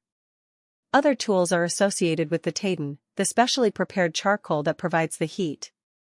There might be a beautiful container, the taiden, often made of lacquer or ceramic, for storing these small, odorless charcoal briquettes. Long metal chopsticks, the hibashi, different from the delicate koji, are used for handling the hot charcoal, burying it carefully within the ash bed so that only its gentle, consistent heat radiates upwards. You might also see a small spatula or poker, the kyosazi, or sometimes called kikikoronosa, listening incense burner rod, used for subtly adjusting the position of the charcoal within the ash, or for making tiny adjustments to the incense chip on the mica plate if needed. These are instruments of precise temperature control, wielded with expert judgment. And the list of these specialized tools continues, each with its quiet charm and purpose. A feather brush, the hiboki, often made from the pristine feathers of specific birds like an eagle, crane, or swan, chosen not just for their softness but sometimes for symbolic associations, is used to delicately sweep away any stray ash from the tools or the tray, maintaining an atmosphere of perfect cleanliness and order. The feather brush, the hiboki, for example, isn't just any feather. The choice of feathers, perhaps from the wing of an eagle for its association with vision and clarity, or a crane for longevity and good fortune, could add another layer of subtle symbolism to the proceedings, understood by the initiated. The tools themselves might be arranged with artistic precision on a special tray, or bon, often made of lacquered wood. The precious incense wood chips are kept in small, often exquisitely decorated containers called kogo or kabokubako, which can be miniature works of art in themselves, made from fine wood, lacquer, or ceramic. Even the paper used for recording the results of incense games, the sensugami or keonokoroku, would be of high quality, reflecting the importance of the occasion. What strikes you as you observe these kodogu is their profound aesthetic coherence. There is a beauty in their simplicity, their fitness for purpose, and the obvious quality of their craftsmanship. A mainstream historical fact is that many sets of kodo utensils were commissioned from renowned artisans, metalworkers, potters, lacquer artists, or were carefully passed down through generations within kodo schools or prominent families. These sets often became treasured heirlooms, imbued with the history and lineage of the practice. To use such tools was to connect with a long line of masters and practitioners, to feel the weight and grace of tradition in your very hands. They are not disposable items, but lifelong companions on the path of incense. This careful selection and use of kodogu stand in stark contrast to simpler, more everyday methods of burning incense, such as lighting an incense stick or cone directly. While those methods certainly have their place for perfuming a room or for personal devotion, the kodo ceremony, with its elaborate toolkit, elevates the experience to an entirely different plane. It's the difference between casually listening to music on the radio and attending a live orchestral performance in a concert hall, where every instrument, every musician, every acoustic detail contributes to a richer, more immersive experience. The tools are the instruments of this olfactory orchestra. The care and respect shown for these tools are an integral part of the kodo discipline. After each use, they are meticulously cleaned and carefully stored. This act of caring for the tools is not seen as a chore, but as another aspect of the meditative practice, a way of showing gratitude for the objects that make the art possible. It reflects a broader Shinto sensibility of finding spirit in all things, even inanimate objects, when they are used with mindfulness and respect. You wouldn't just toss these tools in a drawer, you would treat them as honored participants in the ceremony. The exact origins and the precise evolutionary path of some of these specific kodo utensils are not always definitively documented, and this is an area where scholars sometimes engage in debate. Some tools may have been adapted from those used in the tea ceremony, which share some aesthetic principles with kodo. Others might have evolved from Buddhist ritual implements or from tools used in other refined artistic or scholarly pursuits. What is clear is that by the Edo period, a highly standardized and sophisticated set of kodogu had been established, recognized, and utilized by the various schools, each piece perfectly honed for its role in the calm and intricate dance of the incense ceremony. As you take in this array of tranquil tools, you realize they are far more than just functional aids. They are an essential part of the sensory and spiritual experience of kodo. Their beauty soothes the eye, their balance feels right in the hand, and their silent presence helps to create the focused, contemplative atmosphere necessary for truly listening to the incense. They are a testament to a culture that found profound meaning and beauty in the careful, artful execution of even the smallest details. They are the quiet facilitators of a very quiet, very deep conversation with fragrance, a conversation that the incense master orchestrates with such practiced, serene skill. And it is this practiced, serene skill of the incense master that now invites you, as a participant in this unfolding tradition, to engage in its central, most sacred act, the art of Mon-ko, listening to incense. We've touched upon this unique concept before, the idea that fragrance is not merely smelled but actively, attentively heard. Now, you are about to delve deeper into this profound practice, to understand how all your senses, and indeed your very spirit, are called upon to appreciate the subtle whispers emanating from a tiny sliver of heated wood. The verb kiku, in Japanese, as we've noted, carries the dual meaning of to listen and, in the specific context of kodo, to smell or to appreciate incense. This linguistic nuance is no accident. It underscores the deliberate, focused, and almost reverent attention that Mon-ko demands. You are not casually sniffing a flower, you are attuning yourself to a delicate broadcast, receiving a message carried on the fragrant air. It implies an inner quietude, a receptivity that allows the subtle character of the incense to reveal itself fully, much like you would quiet your mind to fully absorb a piece of classical music or the delicate sounds of nature. Imagine the scene, the incense master, having meticulously prepared the koro with its bed of perfectly sculpted ash and the buried, glowing charcoal, now places a tiny chip of precious aloes wood onto the shimmering mica plate. A faint, almost invisible wisp of fragrance begins to rise. The koro is then presented, perhaps first to the guest of honor, or circulated among the participants according to a prescribed order. The etiquette of receiving and handling the burner is precise and graceful. You might be instructed to receive it with both hands, a gesture of respect for the vessel and its precious contents. Now, it is your turn. You hold the koro gently, feeling its warmth in your palms. You are not meant to put your nose directly over it and inhale deeply as if testing a bottle of perfume. Instead, the traditional method involves cupping one hand, often the left, around the rim of the koro, creating a small, enclosed space above the opening. Your other hand, the right, supports the base. You then bring your face towards this cupped hand, inclining your head slightly, and inhale softly, gently, drawing the fragrant air towards you 3 times, allowing the aroma to fill your senses. This controlled inhalation, this deliberate act of listening, is designed to capture the most subtle nuances of the scent without overwhelming the palate or burning the wood too quickly. It's a caress of fragrance, not a blast. You're nurturing the scent, coaxing it out. Your posture is important too, seated upright yet relaxed, allowing for open breathing. The breath itself becomes a tool, drawn in slowly and evenly, then released gently, each cycle an act of receiving and appreciating. There's often a period of quiet preparation before the first incense is presented, a time to settle the body and mind, perhaps to consciously cleanse the palate and the olfactory sense by breathing neutral air, focusing on emptiness, to become a more receptive vessel for the fragrances to come. And while the primary focus is, of course, olfactory, Mon-ko is truly an art that engages all the senses. Your eyes take in the beauty of the kodagu, the elegant form of the koro, the delicate sheen of the mica plate, the rich, dark texture of the incense wood itself. You observe the graceful, practiced movements of the incense master and the other participants. If you look very closely, you might see that almost invisible shimmer of heated air, or the faintest, most ethereal plume of smoke, though in true kodo, visible smoke is often minimized to emphasize the purity of the fragrance. Your sense of touch is engaged by the warmth of the koro in your hands, a comforting, grounding sensation. You might feel the smooth texture of the ceramic or lacquer. Even your sense of hearing plays a part, though perhaps in a more subtle way.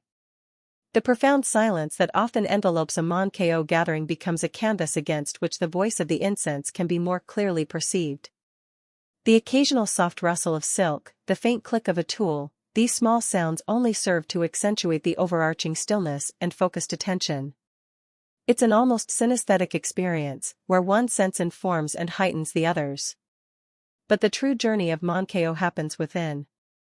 As you inhale the fragrance, you are encouraged to quiet your analytical mind, to let go of preconceived notions or the urge to immediately label the scent.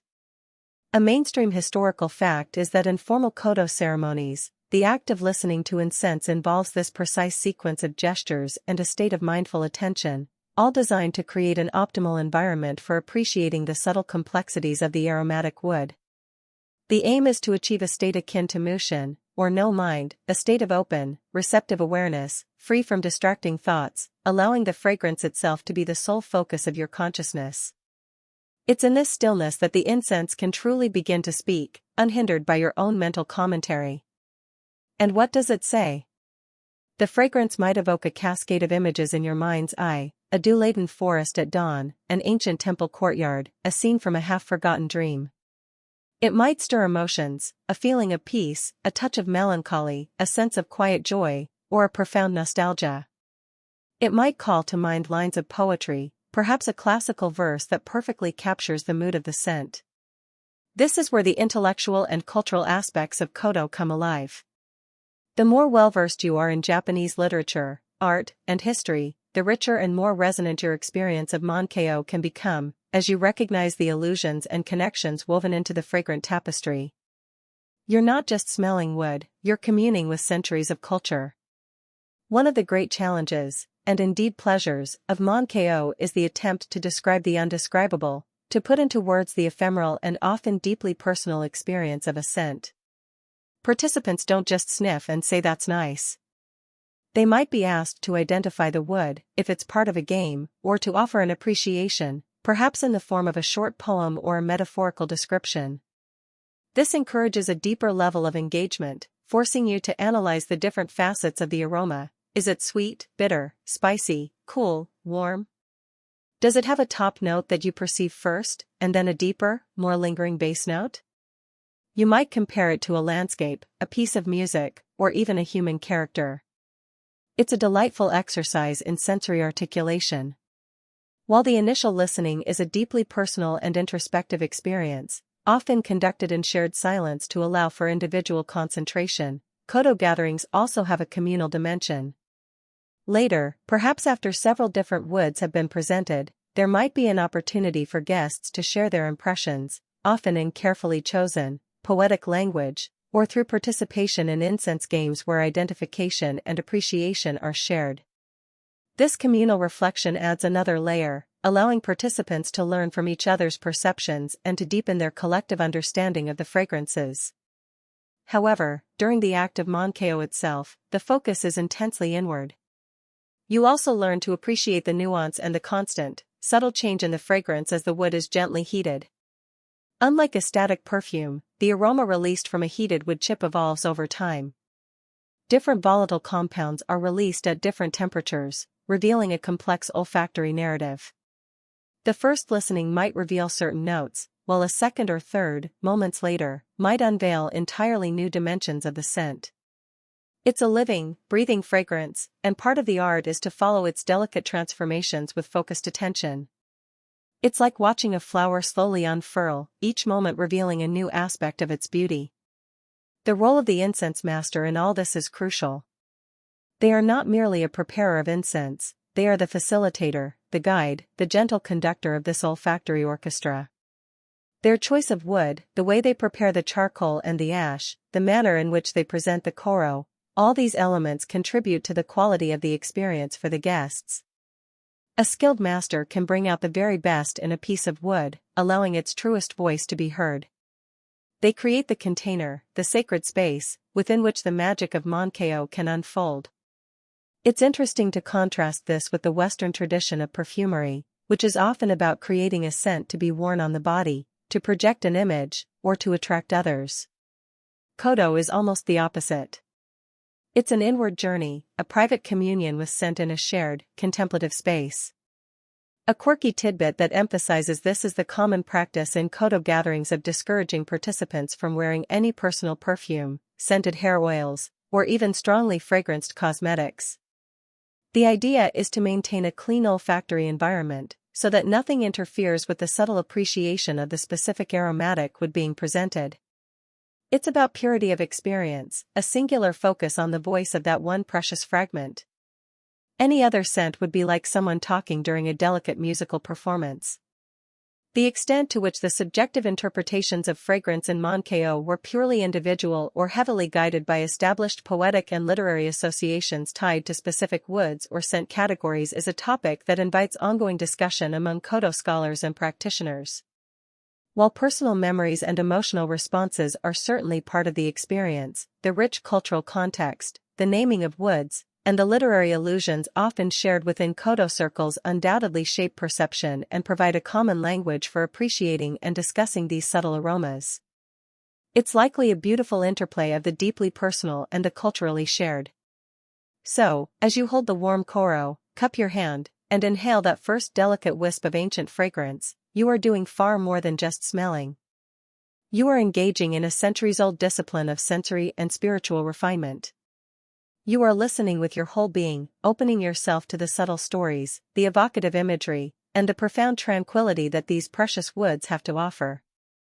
It is a moment of pure presence, a quiet conversation between your inner world and the fragrant heart of nature, orchestrated by the calm, practiced hand of the master, a whisper from centuries past breathed into your very being. And as that whisper from centuries past, carried on the fragrant breath of ancient wood, settles into your very being, you find that the art of listening to incense doesn't always remain a purely solitary or introspective pursuit. The profound skills of discernment and appreciation honed through Mon-ko often found a more structured, communal, and delightfully engaging expression in the sophisticated incense games known as kumiko. Imagine now, the quiet focus of your individual listening expanding to include a playful challenge, a shared intellectual puzzle, all wrapped in the elegant tapestry of classical literature and poetic illusion. You are about to participate in one of the most refined pastimes of Edo Japan's elite. Kumiko, which can be translated as joined or grouped incense, takes the fundamental act of appreciating fragrant woods and weaves it into an intricate game structure. This isn't a raucous party game, mind you. The atmosphere remains one of refined tranquility, of deep concentration. But added to this is a layer of intellectual stimulation, a friendly competition, and a shared delight in the subtleties of both scent and culture. The purpose of Kumiko was multifaceted. It was a way to further train and test one's olfactory memory and powers of discrimination. It was a delightful form of entertainment for cultured individuals, and, perhaps most importantly, it was a means of engaging deeply with Japan's rich literary and poetic heritage. You weren't just guessing smells, you were entering a world of stories and illusions. The basic structure of a Kumiko game, though varying greatly in complexity depending on the specific game being played, often follows a general pattern. First, a theme is chosen. This theme might be drawn from a chapter of a famous classical novel, a well-known poem, a natural scene, like Moon over the Pines or First Snowfall, a historical event, or a seasonal motif. This theme provides the literary and emotional framework for the game. Then, the incense master, or koshu, carefully selects several different types of aromatic woods, often including some very rare and precious samples. These woods are prepared as tiny chips, just as for Mon-ko. During the game, these different incense samples are presented to the participants, usually one at a time, and often anonymously or identified only by a number or a symbolic name related to the game's theme. The guests listen to each fragrance with the same focused attention and prescribed etiquette as in Mon-ko. The challenge then lies in correctly identifying the woods, or in discerning patterns among them, for example, identifying which ones are the same, which are different, or matching them to specific elements or characters within the chosen theme. Your memory of the scents from your earlier training, your ability to distinguish subtle nuances, all come into play. It's like an olfactory exam, but one conducted in the most elegant and enjoyable of settings. There were, and still are, many different types of Kumiko games, some relatively simple, others astonishingly complex. One of the most famous and enduring is Genjiko, or Tale of Genji Incense. A mainstream historical fact is that Genjiko is intimately linked to Murasaki Shikibu's 11th century masterpiece, The Tale of Genji. In this game, 5 different types of incense are prepared, and 5 small packets of each are made, totaling 25 packets. From these, 5 packets are chosen at random by the master. These 5 are then presented to the participants one by one. The guests must listen to each and try to determine which of the 5 original incense types they represent, and which ones are the same or different. The truly ingenious part is how the answers are recorded. Participants use one of 52 distinct linear patterns, known as Genjiko no Zu. Each of these patterns, composed of 5 vertical lines connected in various ways at the top, corresponds to one of the 52 chapters of The Tale of Genji. The first and last chapters are traditionally excluded from this scheme. The way the lines are connected indicates which of the 5 presented incenses the participant believes to be the same. So, your answer isn't just a list of names, it's a beautiful, abstract symbol directly referencing a classic work of literature. Imagine the quiet thrill of correctly identifying the scents and then marking down a pattern that evokes a favorite scene or character from that beloved novel. Other well-known Kumiko include Sanshuko, or 3 kinds incense, a simpler game often used for beginners, where participants identify 3 different incense types. Mikako, or famous incense matching, might involve trying to identify historically renowned or particularly prized pieces of wood. Some games were even more elaborate, with complex scoring systems and narrative structures that unfolded as the game progressed. The variety was immense, reflecting the creativity and deep knowledge of the incense masters who designed them. You could spend a lifetime exploring the different forms of Kumiko.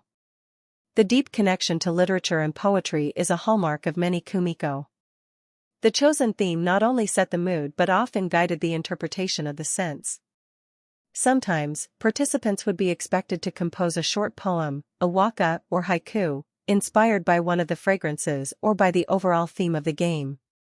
The ability to link an olfactory experience to a fitting literary expression was highly prized and considered a mark of true refinement. Your answer in a game wasn't just about getting the scent right, it was about expressing your appreciation in an artful and culturally literate way. This is a world where your sense of smell and your knowledge of classical poetry are equally important, a rather demanding combination, if you think about it. The social aspect of kumiko was also vital.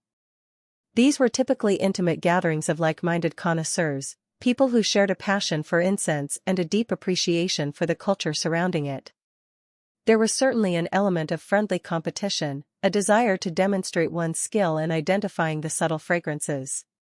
But it was generally conducted with an air of mutual respect and shared enjoyment.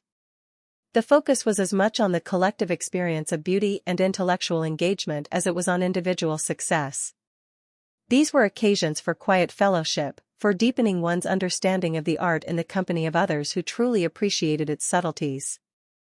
You might learn as much from the poetic answers of your fellow participants as from the scents themselves. Specific tools were often used for kumiko.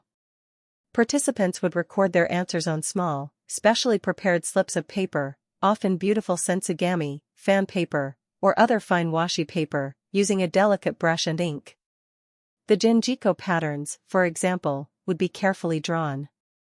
These answer slips would then be collected and assessed by the master or a designated recorder.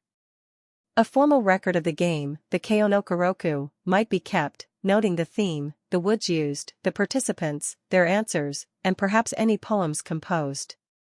These records themselves could become treasured mementos of a particularly memorable gathering.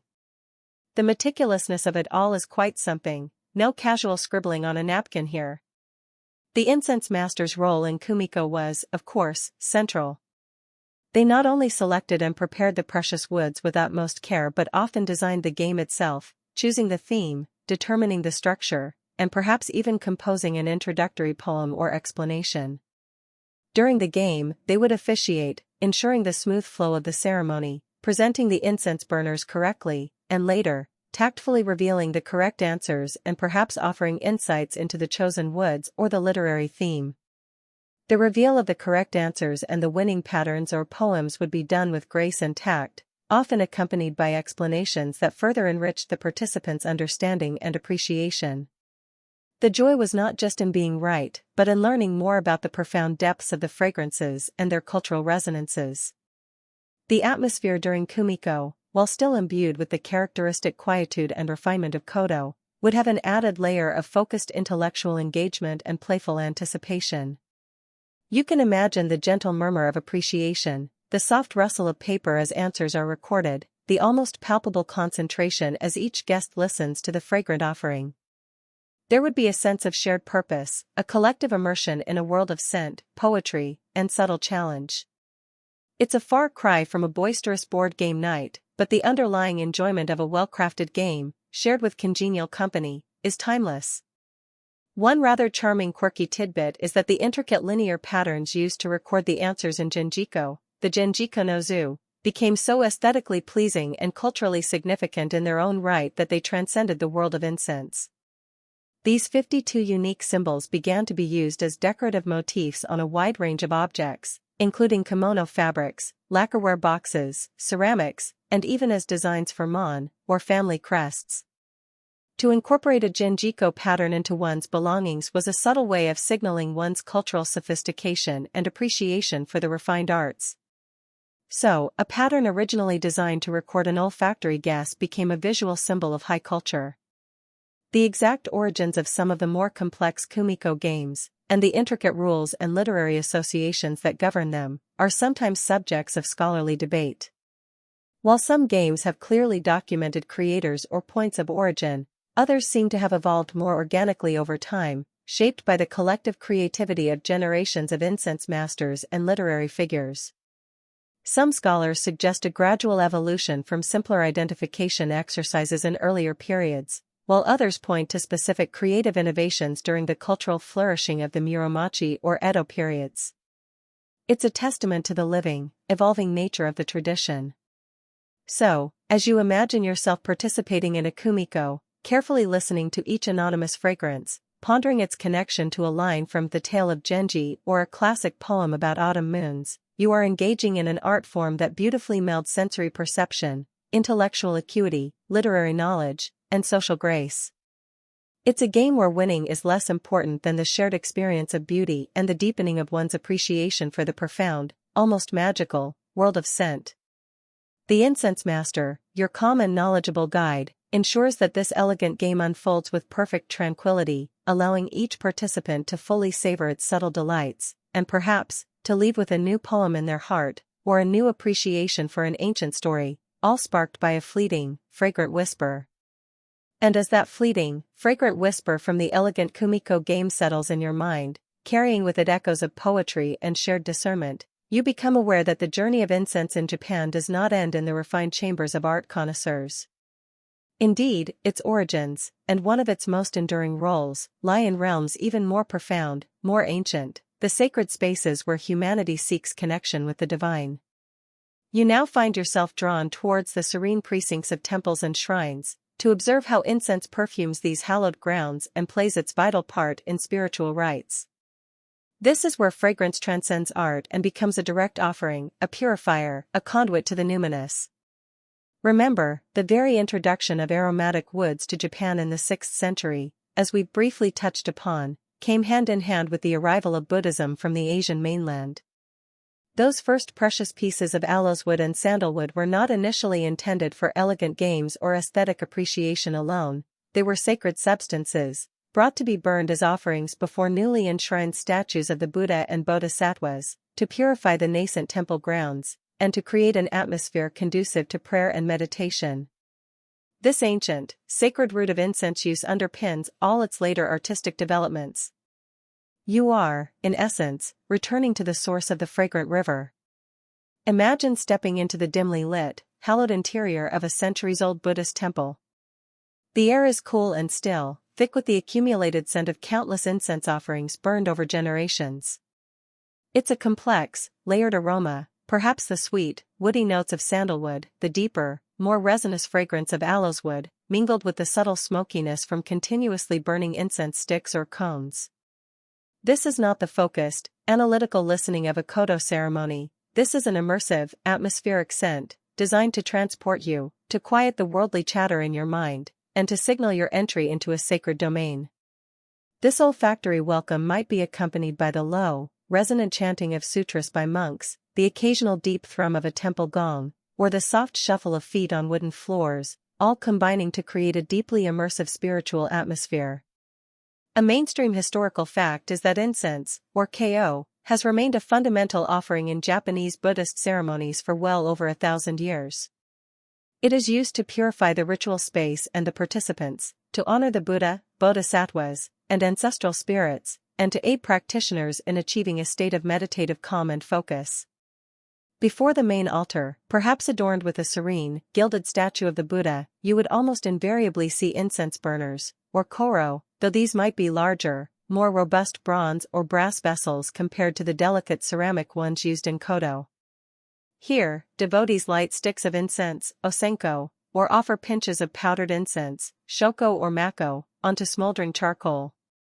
The act of offering incense is a gesture of reverence, of prayer, of remembrance.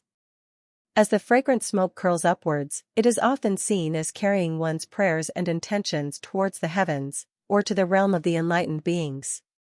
It's a visual and olfactory symbol of aspiration and devotion. You watch as a devout pilgrim, perhaps an elderly woman in simple, dark clothing, bows her head, lights a bundle of incense sticks, and places them in a large communal burner already overflowing with the sandy ash and the stubs of previous offerings. Her gesture is simple, heartfelt, a quiet communication with the divine, perhaps a prayer for health, for a loved one, or for a peaceful afterlife.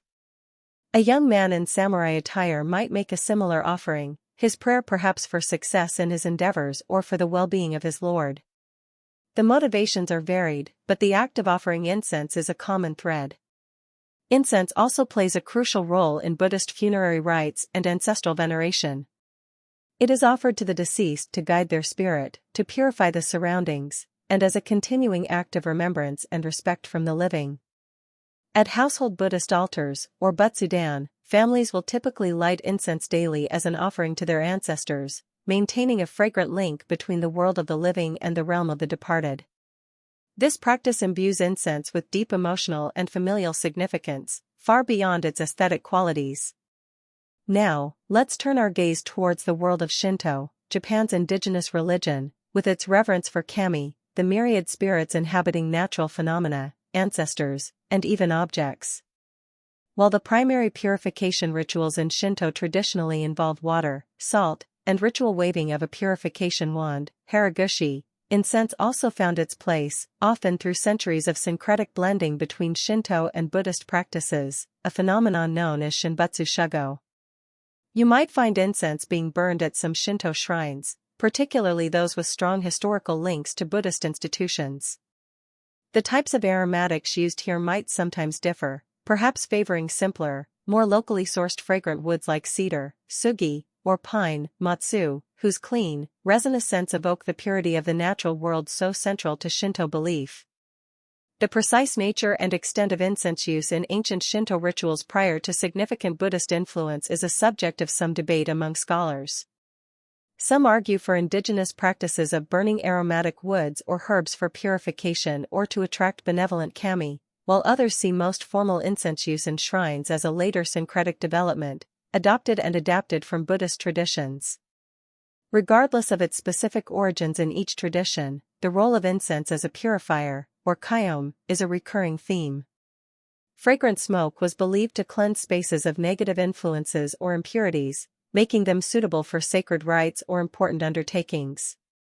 Before a significant ceremony, a priest might cense the area, wafting incense smoke to create a purified, consecrated environment. Individuals, too, might use incense smoke to purify themselves. This idea of olfactory purification, of using scent to create a sense of cleanliness and spiritual readiness, is a powerful one. It's almost as if the fragrance itself can wash away the mundane and prepare the soul for a sacred encounter. The symbolism of the rising smoke is also potent and universal. As it ascends, seemingly dissolving into the air, it represents transience, the impermanent nature of all things, a core Buddhist concept. Yet, it also symbolizes a connection, a bridge between the earthly realm and the spiritual. The prayers, the hopes, the reverence of the offerer are thought to be carried upwards on these fragrant plumes. There's a beauty in this imagery, a sense of a message being gently delivered to an unseen world. You watch the smoke and feel a sense of something intangible being communicated. What, then, was the incense master's connection to these sacred uses of incense? While the highly refined Kodo practices, with their focus on listening to individual rare woods and intricate games, were largely an aesthetic and intellectual pursuit of the elite, the incense masters, as connoisseurs and often purveyors of aromatic materials, would certainly have been deeply aware of the religious significance of these substances. They might have supplied high-quality sandalwood or aloes wood to prominent temples for special ceremonies. Their profound knowledge of aromatics could also have subtly influenced the types of incense blends used in religious contexts, even if the everyday temple incense was simpler and more robust. However, the primary role of the incense master in the Edo period was more centered on Kodo as a secular art of refinement, distinct from, though historically rooted in, the practices of temple priests. There were different spheres of expertise, though both shared a deep reverence for the power of fragrance. The deep reverence shown for the aromatic woods within the Kodo ceremony, even when practiced as a secular art, undoubtedly carried echoes of this long history of sacred use. The preciousness of aloes wood and sandalwood was amplified by their centuries-long association with Buddhist ritual and spiritual awakening. Thus, even when listening to incense in an aesthetic game, there might have been an underlying awareness, a subtle acknowledgement, of the wood's more ancient, divine connections. At a more personal level, beyond the grand temples and shrines, individuals in Edo Japan often incorporated incense into their private devotional practices. As mentioned, the butsudan, or household Buddhist altar, was a common feature in many homes. Here, family members would offer prayers, food, flowers, and, almost invariably, incense to honor their ancestors and deceased loved ones. This daily ritual of lighting a stick of incense, watching its smoke curl upwards, and offering a moment of quiet remembrance, wove the fragrance deeply into the fabric of family life and personal spirituality. It was a small, calm craft of devotion, practiced by ordinary people. The fragrances themselves often became associated with the sacred. Sandalwood, with its sweet, enduring perfume, has long been a favorite in Buddhist temples across Asia, its scent almost synonymous with sacred spaces and meditative calm. Aloes wood, even in its less astronomically expensive grades, carried an aura of ancient sanctity and was prized for its ability to focus the mind. Certain blended incenses, Noriko, were specifically formulated for temple use, perhaps incorporating traditional medicinal herbs alongside the aromatic woods. Their recipes sometimes closely guarded secrets of particular monasteries or incense makers. You can imagine these distinct temple scents becoming instantly recognizable, capable of evoking a sense of peace and reverence the moment one stepped across the threshold. A particularly fascinating and quirky tidbit related to the sacred use of incense and the marking of time is the incense clock, known as a kadokiai or Jacobin. These intricate devices, sometimes used in Buddhist temples or by scholars, involved a long, meandering trail of powdered incense laid out in a carefully designed pattern within a special tray or box. The incense would be lit at one end and would burn slowly and evenly along the preset path, effectively measuring the passage of time. Sometimes, different types of powdered incense, with distinct fragrances, would be used for different segments of the trail. As the burning incense reached a new segment, the change in fragrance would subtly signal to those engaged in long meditation sessions or extended ceremonies that a certain period had passed, or that a new stage of the ritual was beginning. It's a wonderfully poetic way to mark time, not with the harsh ticking of a mechanical clock, but with a gentle, evolving wave of scent. So, you see, the whiff of the divine was an ever-present current in the aromatic air of Edo Japan. From the grandest temple ceremonies to the humblest household altar, incense served as a bridge between the material and the spiritual, a means of purification, an offering of devotion, and a facilitator of inner calm. While the incense master, in their dedicated pursuit of Kodo, explored the aesthetic and intellectual dimensions of fragrance with unparalleled refinement, the spiritual power of these ancient scents resonated throughout society, perfuming the sacred moments and daily devotions of a people deeply connected to both the visible and the unseen worlds. The smoke of incense was a constant, fragrant reminder of something larger than oneself, its tendrils connecting the earthly to the ethereal, the momentary to the eternal. And as those fragrant tendrils connect the earthly to the ethereal, you find that this profound appreciation for incense was not confined solely to the serene cloisters of temples or the quiet chambers of poets and scholars. It also permeated the lives of a class renowned for its martial prowess and unwavering discipline, the samurai. It might seem a paradox at first, the stoic warrior, dedicated to the way of the sword, also finding solace and refinement in the delicate art of listening to scent. But as you delve deeper, you discover that for the samurai of Edo Japan, incense, and the way of Kodo, were often integral to their disciplined existence, a fragrant counterpoint to their warrior code. To understand this connection, you must first recall the ethos of the samurai, often encapsulated in the concept of Bushido, the way of the warrior. This code, though evolving over centuries and perhaps romanticized in later periods, emphasized virtues such as loyalty, courage, honor, self-discipline, and a profound preparedness for death. But alongside these martial ideals, particularly during the long peace of the Edo period, there was also a strong emphasis on cultural refinement, on the cultivation of the mind and spirit through engagement with the arts. A true samurai was expected to be not just a skilled fighter, but also a person of learning and aesthetic sensibility. You were to be as adept with a brush or an incense tool as with a blade. One of the most direct and practical uses of incense by samurai, particularly in earlier, more turbulent times, was for purification and mental preparation, especially before battle. It was a common practice for warriors to perfume their helmets and armor with incense. This wasn't merely for a pleasant smell, though that might have been a small comfort. The act itself was a ritual, a way of calming the mind, focusing the spirit, and preparing for the intensity of combat. There's a rather grimly practical, and quite quirky, tidbit associated with this practice, some samurai reportedly did this with the thought that if they were to fall in battle and their head was taken as a trophy, a common occurrence, it would at least present a dignified and fragrant offering to their vanquisher. It's a stark reminder of the samurai's constant awareness of mortality, and their desire to meet even death with a certain composure and, well, a good scent. Beyond the battlefield, incense could also be used to create a specific mental state before important meetings, official duties, or even before engaging in other artistic pursuits like calligraphy or painting. The act of preparing and listening to incense could clear the mind of distractions and promote a sense of calm authority and focused intent.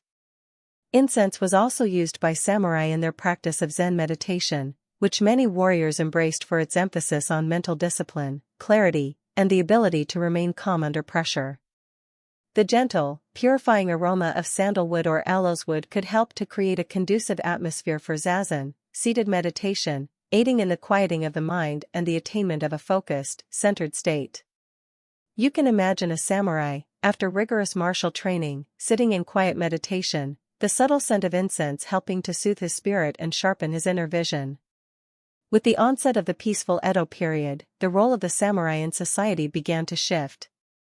With few actual battles to fight, their martial skills became more formalized, and their energies were increasingly directed towards administrative duties and cultural pursuits.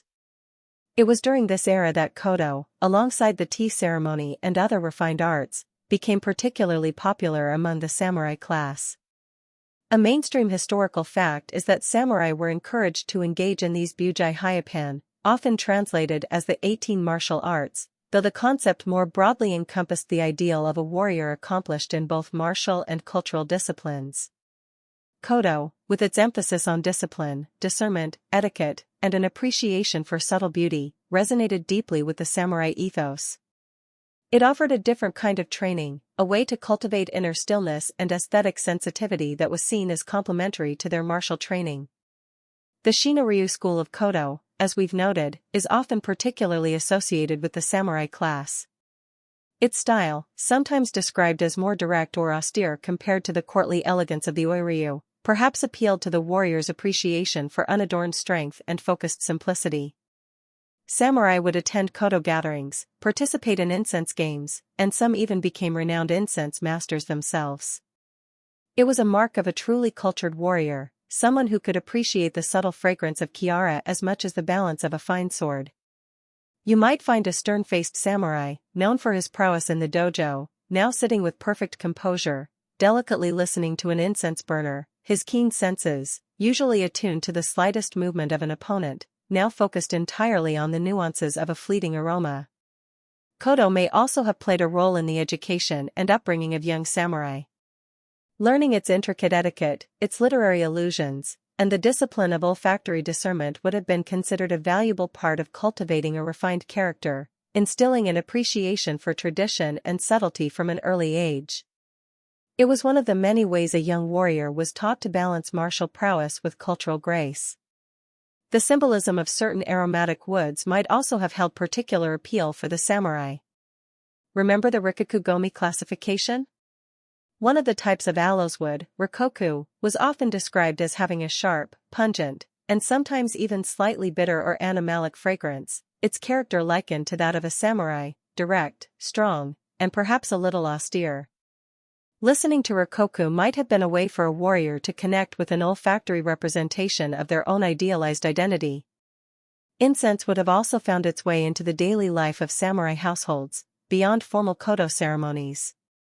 It might be used to perfume reception rooms when guests were expected, creating an atmosphere of refined hospitality. A samurai might burn a favorite incense in his private study while reading classical texts or practicing calligraphy, the fragrance aiding concentration and fostering a contemplative mood. His wife and daughters, too, would likely have been skilled in the appreciation of incense, perhaps using it to perfume their clothing or personal spaces.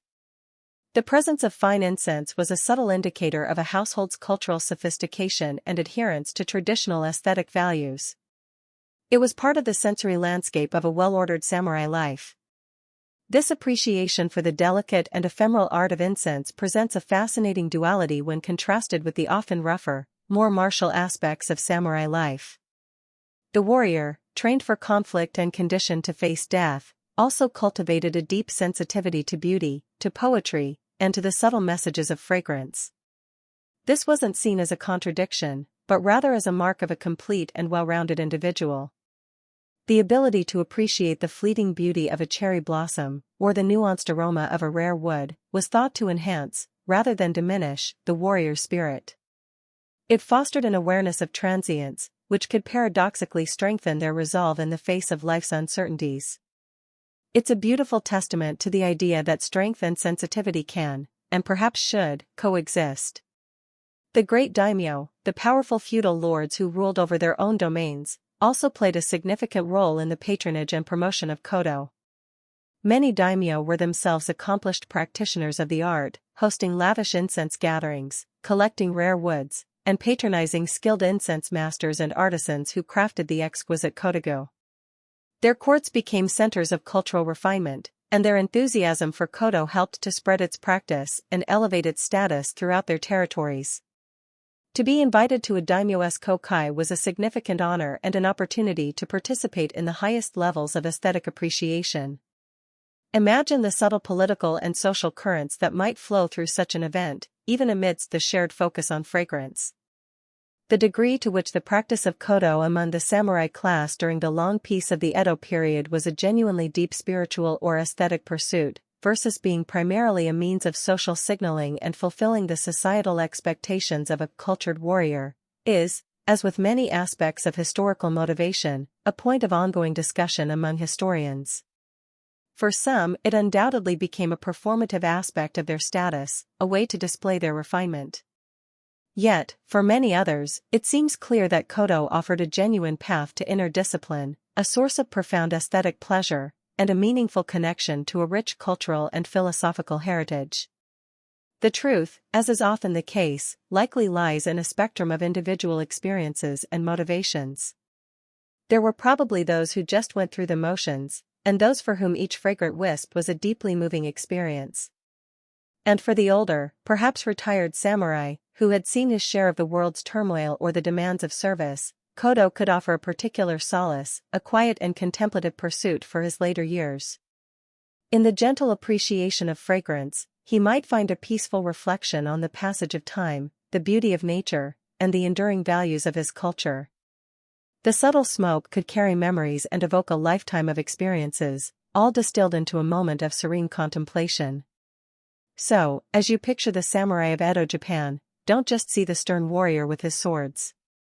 Imagine him also in a quiet room, his armor set aside, his mind focused, delicately holding an incense burner, listening with an intensity and discernment that he might otherwise reserve for the battlefield. See him appreciating the subtle shift in a fragrance, perhaps composing a poem in response, finding in the ephemeral scent of aloes wood a reflection of his own disciplined spirit and his deep engagement with the culture of his time. The way of incense and the way of the warrior, in this unique historical moment, found a remarkable, fragrant harmony, a testament to the complex and refined spirit of an era. And as you appreciate this fragrant harmony cultivated by the samurai, embodying the complex and refined spirit of their era, your gaze now shifts to another equally dynamic, though officially less exalted, segment of Edo society, the rising merchant class, the kanin. While the samurai might have set the traditional standards for cultural pursuits, it was often the wealth and ambition of these townsmen that fueled the vibrancy and popularization of the arts, including the subtle world of incense. You are about to see how the merchant's perfume was not just a pleasant aroma, but a statement of aspiration, a symbol of newfound status, and a key ingredient in the flourishing urban culture of Edo Japan. Remember the rigid social hierarchy of the Tokugawa period, samurai at the top, followed by farmers and artisans, with merchants technically occupying the lowest rung of this four-tiered system. However, this official status belied a growing economic reality. A mainstream historical fact of Edo Japan is that the kanin, particularly the wealthy merchants and master artisans concentrated in burgeoning cities like Edo, Osaka, and Kyoto, accumulated significant financial power. Peace fostered commerce, and these townsmen were at the heart of it, dealing in rice, sake, timber, textiles, and, yes, even the precious aromatic woods we've been discussing. While their political influence might have been curtailed, their economic clout was undeniable, and with it came a desire for the cultural trappings of the elite. You can imagine a prosperous silk merchant or a successful lumber dealer. He might have a fine house, a thriving business, and a comfortable lifestyle, but he yearns for something more, the respect and recognition that came with cultural refinement. He sees the samurai and the old aristocracy engaging in elegant pastimes like the tea ceremony, flower arranging, and kodo, and he aspires to do the same. For the ambitious Kanin, adopting these arts was a way to demonstrate their sophistication, to elevate their social standing, and to participate in a world of aesthetic pleasure previously beyond their reach. It was a way of saying, I may be a merchant, but I too possess a cultivated soul. Incense, with its luxurious materials and its association with both spiritual depth and aristocratic taste, held a particular allure. Wealthy merchants, with their access to capital, were often in a prime position to acquire rare and expensive aromatic woods, sometimes even outbidding less affluent samurai. They became not just consumers but also important players in the trade of these precious commodities. Their shops might stock fine aloeswood and sandalwood alongside silks and ceramics. You can picture a discerning merchant carefully examining a newly arrived shipment of ginkgo, his trained nose assessing its quality, his mind calculating both its fragrant potential and its market value. It was both passion and profit. But did the merchants practice kodo in precisely the same way as the samurai or the court nobles? Perhaps not always. While many undoubtedly approached the art with genuine reverence and a desire for its deeper spiritual and aesthetic benefits, the emphasis might have subtly shifted. For some, kodo could also be a powerful tool for social networking, a way to cultivate relationships with influential clients or to display their wealth and taste in a socially acceptable manner. A lavishly appointed incense gathering, featuring exceptionally rare woods and exquisite utensils, could certainly enhance a merchant's reputation and open doors in a society that valued such cultural accomplishments. You might find the conversation at a merchant's kokai subtly weaving in hints of successful business ventures alongside poetic appreciations of the fragrance. A little less about austere discipline, perhaps, and a little more about elegant enjoyment and the subtle art of connection. Incense also played a significant role in the merchant households themselves. Beyond formal kodo ceremonies, fine incense would be used to perfume the main reception rooms, welcoming guests and creating an atmosphere of prosperity and good taste. The scent of quality aloeswood wafting from a merchant's home was a clear, if unspoken, signal of his success and refinement. His wife and daughters, too, would be expected to be knowledgeable about incense, perhaps managing the household's collection of aromatic woods and burners, and using subtler scents to perfume their own living quarters or their kimonos. It was part of creating a complete sensory environment that reflected the family's status and cultural aspirations. For instance, a proprietor of a high-end silk shop might burn a subtle, elegant incense to create a luxurious ambience for his wealthy clientele, the fragrance subtly enhancing the perceived value of his wares. A teahouse owner, catering to discerning guests, would certainly use carefully chosen incense to contribute to the overall harmony and tranquility of the space, understanding that every sensory detail mattered. Imagine the subtle pride of a merchant's wife presenting a guest with a perfectly prepared incense burner, the fragrance a testament to her own cultivated taste. The vibrant floating world, the ukiyo, which we touched upon earlier, was very much the domain of the kanin, both as patrons and participants. And incense was an essential atmospheric element here. In the elegant teahouses where geishas entertained, the air would be subtly scented with high-quality incense, chosen to create an alluring and sophisticated mood. Restaurants and inns patronized by wealthy merchants would likewise use incense to welcome their clientele and to mask less pleasant city odors. These were not necessarily formal kodo settings, but the appreciation for fine fragrance, and the desire to use it to enhance an experience, were clearly present. The merchants, with their disposable income, fueled this demand for olfactory luxury in the pleasure quarters and entertainment districts. The merchant's perfume was, in this sense, the scent of Edo's thriving urban culture. The Iki aesthetic, that particular brand of understated, urbane chic so valued by the Edo kanin, found a perfect expression in Kodo. Iki was about being sophisticated without being ostentatious, about knowing quality and appreciating subtlety. The ability to discern the fine differences between rare woods, to understand the literary allusions in an incense game, or to conduct oneself with quiet grace during a ceremony, all resonated with the ideals of Iki. It was a way of demonstrating a refined inner life, not just outward wealth. It's also plausible that the growing demand from the affluent merchant class spurred innovation and diversification in incense products.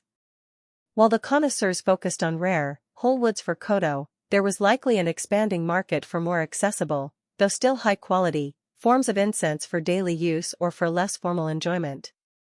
This could include finer grades of incense sticks, senko, and cones, beautifully crafted incense sachets, nioi bukuro, to perfume clothing or carry on one's person, and perhaps new blends of nariko, kneaded incense, that appealed to the fashionable tastes of the townsmen.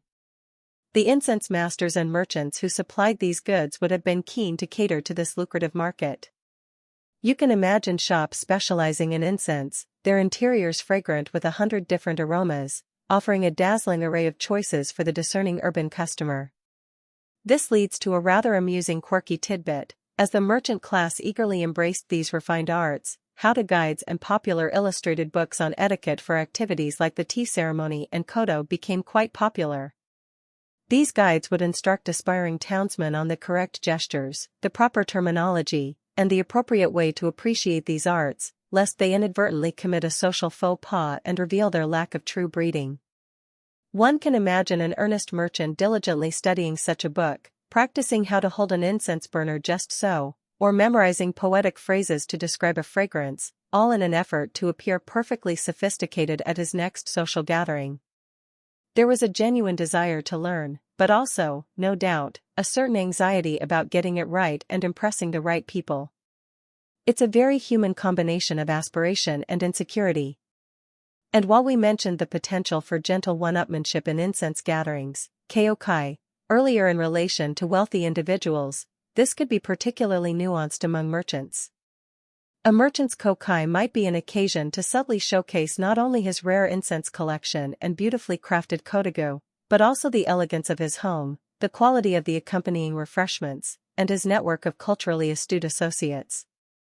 It was a multi-layered display of taste and resources, where the fragrance itself was the refined centerpiece of a carefully constructed social performance. The competition was rarely overt, but the unspoken assessments of who possessed the most discerning palate, the rarest wood, or the most profound understanding of the art were undoubtedly part of the sophisticated game.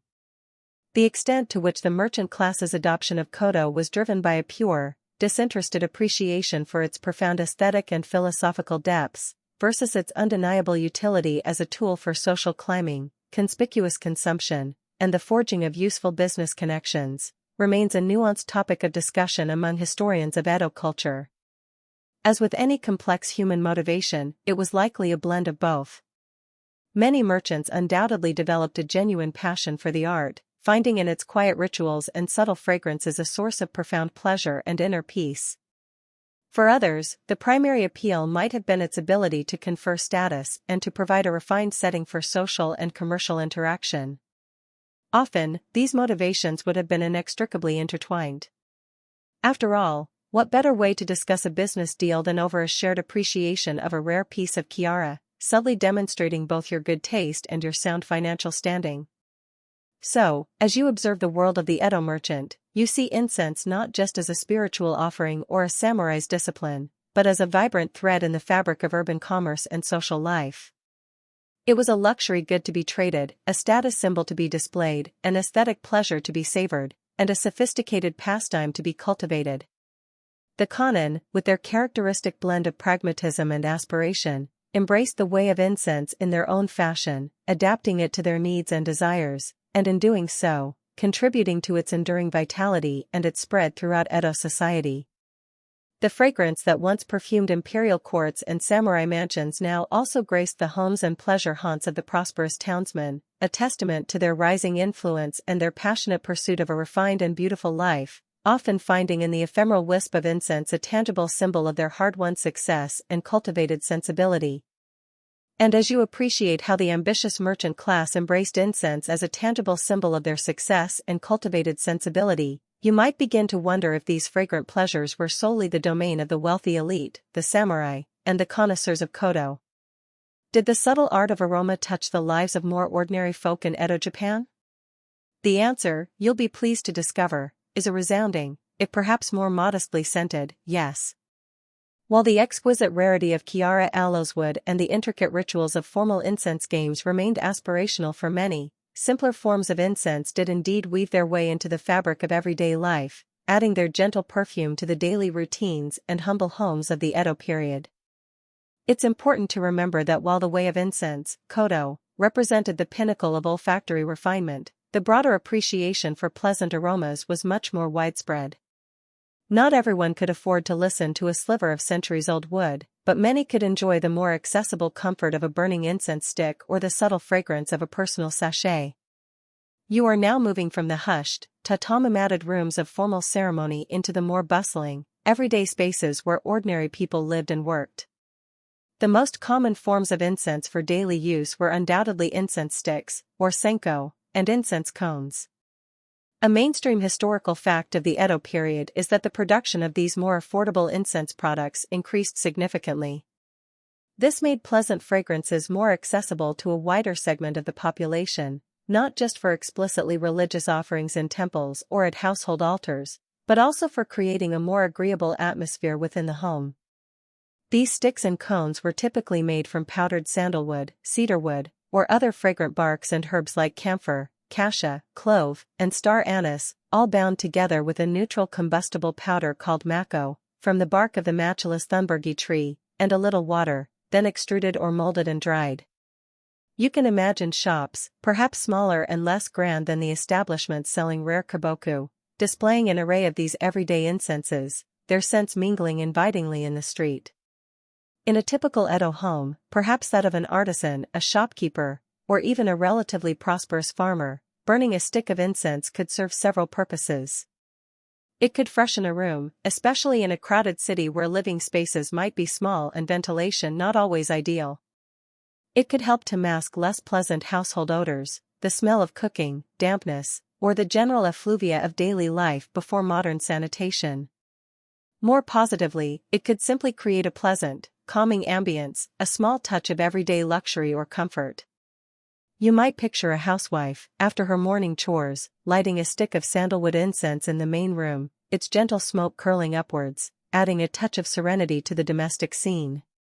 It's a far simpler gesture than a formal Kodo presentation, but it springs from that same human desire for a pleasing olfactory environment. The visual aspect of this simple act also held its own quiet charm. The delicate plume of blue-gray smoke rising in a still room, slowly unfurling and dissipating, could be a meditative sight in itself, a visual representation of transience. The glowing tip of the incense stick, a tiny point of warmth and light, and the way the ash would gently fall, all contributed to this small, everyday ritual of peace. This use of incense extended to places of business as well. We've seen how wealthy merchants might perfume their establishments, but even smaller shopkeepers understood the value of a welcoming aroma. A bookseller might burn a subtle, scholarly scent to create a contemplative atmosphere for his patrons. A textile shop might use a delicate floral incense to complement the beauty of its silks and cottons. An innkeeper would certainly burn incense to make the rooms more inviting for weary travelers. It was a simple, effective way to enhance the customer experience and perhaps to subtly distinguish one's business from another. You're not just selling goods, you're selling an atmosphere. We've also touched upon incense clocks, the kadokiai or Jacobin, in the context of temples. While their more intricate forms were indeed often found in religious or scholarly settings for marking long periods of meditation or study, the principle of using burning incense to measure time was known. Simpler versions or adaptations might have been used in other contexts where a rough measure of time, accompanied by a pleasant fragrance, was desired. It's a wonderfully organic way to perceive time's passage, not through the relentless ticking of gears, but through the gradual consumption of a fragrant material. Imagine working on a craft, knowing that a particular task should be completed by the time the incense stick has burned down to a certain point, a gentle, aromatic timer. Another very personal and widespread use of fragrance was through nioi bukuro, or scented sachets.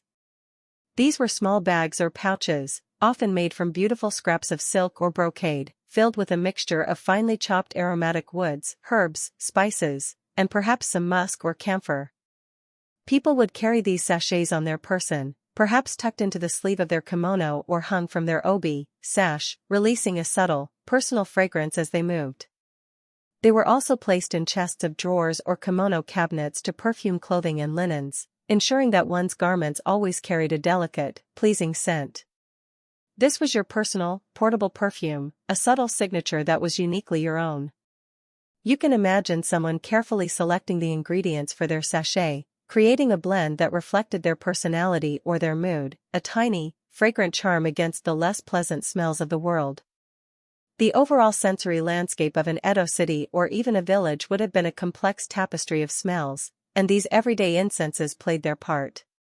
Mingling with the aroma of wood smoke from cooking fires, the scent of various street foods, the earthy smell of workshops, and the fragrance of nearby gardens, would be these deliberate additions of pleasant aromas. The collective scent of a neighborhood might be subtly influenced by the incense burned in its homes and shops. And, of course, the more pervasive, sacred aroma emanating from local temples and shrines would often drift through the streets, a constant reminder of the spiritual dimension of life. You are walking through an atmosphere that is alive with a multitude of scents, some accidental, some very much by design. Beyond just creating a pleasant atmosphere, some everyday incenses were also believed to have practical or even mild medicinal benefits, part of a broader folk understanding of well-being. Certain aromatic herbs and woods were thought to help repel insects, a very useful property in the humid Japanese summers. Camphor, for instance, was well known for this. There might also have been beliefs that particular scents could help to calm the nerves, promote sleep, or even ward off illness or misfortune. These would be distinct from the complex humoral theories guiding Kodo, representing a more grassroots, traditional knowledge of the power of plants and their aromas. A mother might burn a specific type of incense in a room where a child was sleeping, believing it would ensure peaceful rest and good health.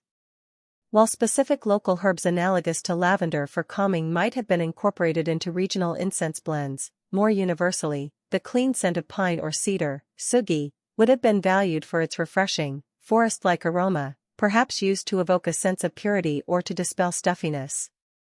Floral notes, perhaps from powdered jasmine or other fragrant blossoms, might have been sought after for a more delicate, uplifting perfume. For many, even the straightforward, honest scent of burning sandalwood would have been a familiar comfort, a reliable and relatively affordable way to bring a touch of everyday elegance into their homes. It was a small indulgence, a way for those who couldn't dream of participating in elaborate Kodo ceremonies to still partake in the broader cultural appreciation of fragrance. A rather charming quirky tidbit is the practice some individuals had of using specific, often simpler, incense blends to subtly perfume their letters or books. A scholar might tuck a small sachet of his favorite incense between the pages of a beloved text, so that each time he opened it, a familiar, comforting aroma would greet him. Or, when writing a letter, especially one of a personal or romantic nature, a faint scent could be imparted to the paper, adding an unspoken layer of intimacy and personal touch for the recipient. Imagine receiving a letter, and before you even read the words, a delicate fragrance hints at the sender's identity or sentiment. It's a beautifully subtle form of communication. The precise extent to which the average Edo commoner, say, a farmer on a rare visit to the city, or a lower-ranking artisan struggling to make ends meet, regularly used incense for purely ambient, non-religious purposes within their own limited living spaces, versus its more aspirational or occasional use, is difficult to quantify precisely from historical records. Such records naturally tend to focus more on the practices of the elite, the literate, or the urban population. However, the increasing availability and affordability of basic incense sticks and cones suggest a broadening reach. It's a matter of ongoing scholarly inquiry to reconstruct the full olfactory map of daily life across all social strata, but the evidence points to a world far more fragrant than one might initially assume. But what is clear is that the appreciation for pleasant smells, and the desire to incorporate them into daily life, was not solely confined to the rarefied world of Kodo masters and their wealthy patrons. The calm craft had its simpler, more democratic expressions. The act of lighting a single stick of incense could be a small ritual of its own, a moment of intentionality in an otherwise busy day, a way to bring a touch of beauty, tranquility, or freshness into one's personal environment. These everyday aromas, though perhaps lacking the profound complexity of Chiara, still contributed to a culture that was deeply attuned to the power and pleasure of scent, weaving a fragrant thread through the ordinary moments of Edo life, making the mundane a little more magical, one gentle aroma at a time. And as those gentle, everyday aromas weave their subtle magic through the mundane moments of Edo life, you begin to sense that fragrance, in this culture, possessed a power far beyond simple pleasantness or practical utility. It could speak a language of its own, a silent, evocative tongue capable of conveying nuanced emotions, literary allusions, and profound symbolic meanings. You are now invited to lean in closer still, to try and decipher this fragrant hidden language, to understand how a mere scent, under the guidance of an incense master, could become a vessel for poetry and a key to unlocking deeper layers of cultural understanding. In the refined world of Kodo, incense was rarely just incense. It was a signifier, a carrier of associations, a fragrant trigger for memory and imagination. This was particularly true in its deep and intricate connection to classical Japanese literature and poetry. A mainstream historical fact is that a sophisticated appreciation of Kodo, especially when participating in advanced kumiko games, often presupposed a considerable knowledge of canonical works like The Tale of Genji by Murasaki Shikibu, or famous poetry anthologies such as the Koken Wakashu. The themes of incense games, the names given to specific prized woods or incense blends, and even the way responses were sometimes articulated, were frequently drawn directly from these literary touchstones. You weren't just smelling wood, you were inhaling a chapter of a beloved novel, a line from a poignant verse. Remember the Genjiko game we discussed, where answers were represented by patterns corresponding to chapters of The Tale of Genji? This is a prime example. Each of those 52 patterns, and by extension the combination of scents that led to it, became imbued with the emotional atmosphere, the characters, and the narrative events of that particular chapter. Listening to the incense became a way of re-experiencing the novel on an entirely new sensory level. A specific combination of fragrances might evoke the scent of uji in autumn, or the subtle perfume worn by a particular court lady, or the melancholy mood of a poignant farewell scene. The incense master, in selecting and presenting these woods, was in a sense curating a literary experience through olfaction. We also touched upon the evocative, poetic names given to individual pieces of high-quality aloeswood. Names like First Frost on a Paulownia Leaf, Voice of the Cuckoo, Distant Mountain Temple Bell, or Sleeve of a Returning Traveler were not just pretty labels. They were carefully chosen to capture the essence of the wood's unique fragrance and to guide the listener's imagination. When you were presented with a wood named First Frost, you were invited to listen for a scent that was perhaps cool, crisp, slightly sharp, and carried a hint of autumnal melancholy. The name itself became a poetic lens through which the fragrance was perceived and interpreted. It transformed the wood from a mere botanical specimen into a piece of living poetry, each wisp of its smoke painting a scene or evoking a specific feeling. The naming of a particularly exceptional piece of aloeswood was a significant event, often undertaken by a renowned incense master, a high-ranking noble, or a respected literary figure. The name would be carefully chosen to reflect the wood's most salient olfactory characteristics, its visual appearance, or perhaps a story associated with its discovery or acquisition. Once named, the wood carried that identity, and its fragrance would forever be linked to the imagery and emotion evoked by its poetic appellation. You can imagine the quiet satisfaction of an incense master successfully identifying such a named piece, not just by its raw scent, but by its perfect alignment with its poetic descriptor. The changing seasons, so central to Japanese aesthetics and poetry, also found their fragrant expression in Kodo. Certain scents became strongly associated with particular times of the year. Spring might be evoked by lighter, fresher, perhaps slightly floral or green notes in an incense blend, or by woods whose names suggested new growth and awakening. Summer could be represented by cooler, more invigorating fragrances, or scents reminiscent of lush foliage or summer rain. Autumn, with its melancholy beauty and rich colors, might inspire the use of deeper, more resinous or spicy woods, perhaps with names alluding to falling leaves or the cries of migrating birds. And winter could be suggested by warm, comforting, and perhaps slightly austere or clear scents, like pine, or those that spoke of stillness and snow. The incense master would often select woods and design kodo gatherings to harmonize with the current season, or to evoke the feeling of a specific season tied to a literary theme. The fragrant smoke became a way of attuning oneself to the subtle rhythms of nature and the cyclical passage of time. Beyond literary and seasonal allusions, different fragrances were also believed to possess the power to evoke specific moods and emotional states. A calming, grounding scent like sandalwood might be used to foster tranquility and focus during meditation or quiet contemplation. A brighter, more uplifting fragrance could be chosen to create a sense of joy or celebration. Some complex aloes woods, with their interplay of bitter, sweet, and spicy notes, might evoke a sense of profound depth, introspection, or even a touch of elegant melancholy, that uniquely Japanese appreciation for the poignant beauty of transience, mono no aware. The incense master, through their careful selection and presentation of scents, could subtly guide the emotional atmosphere of a gathering, creating a shared mood among the participants. It's like a conductor leading an orchestra, but using fragrance instead of sound to shape the emotional landscape. Even the exquisite incense utensils, the kodagu, could contribute to this symbolic language. The designs etched or painted onto an incense burner, a kogo, incense container, or a tray might feature motifs drawn from nature, cherry blossoms, bamboo, cranes, turtles, each carrying its own layers of symbolic meaning related to seasons, virtues, or auspicious occasions. A koro shaped like a sleeping cat might be chosen for a relaxed, informal gathering, while one with a more formal, classical design would be appropriate for a solemn ceremony.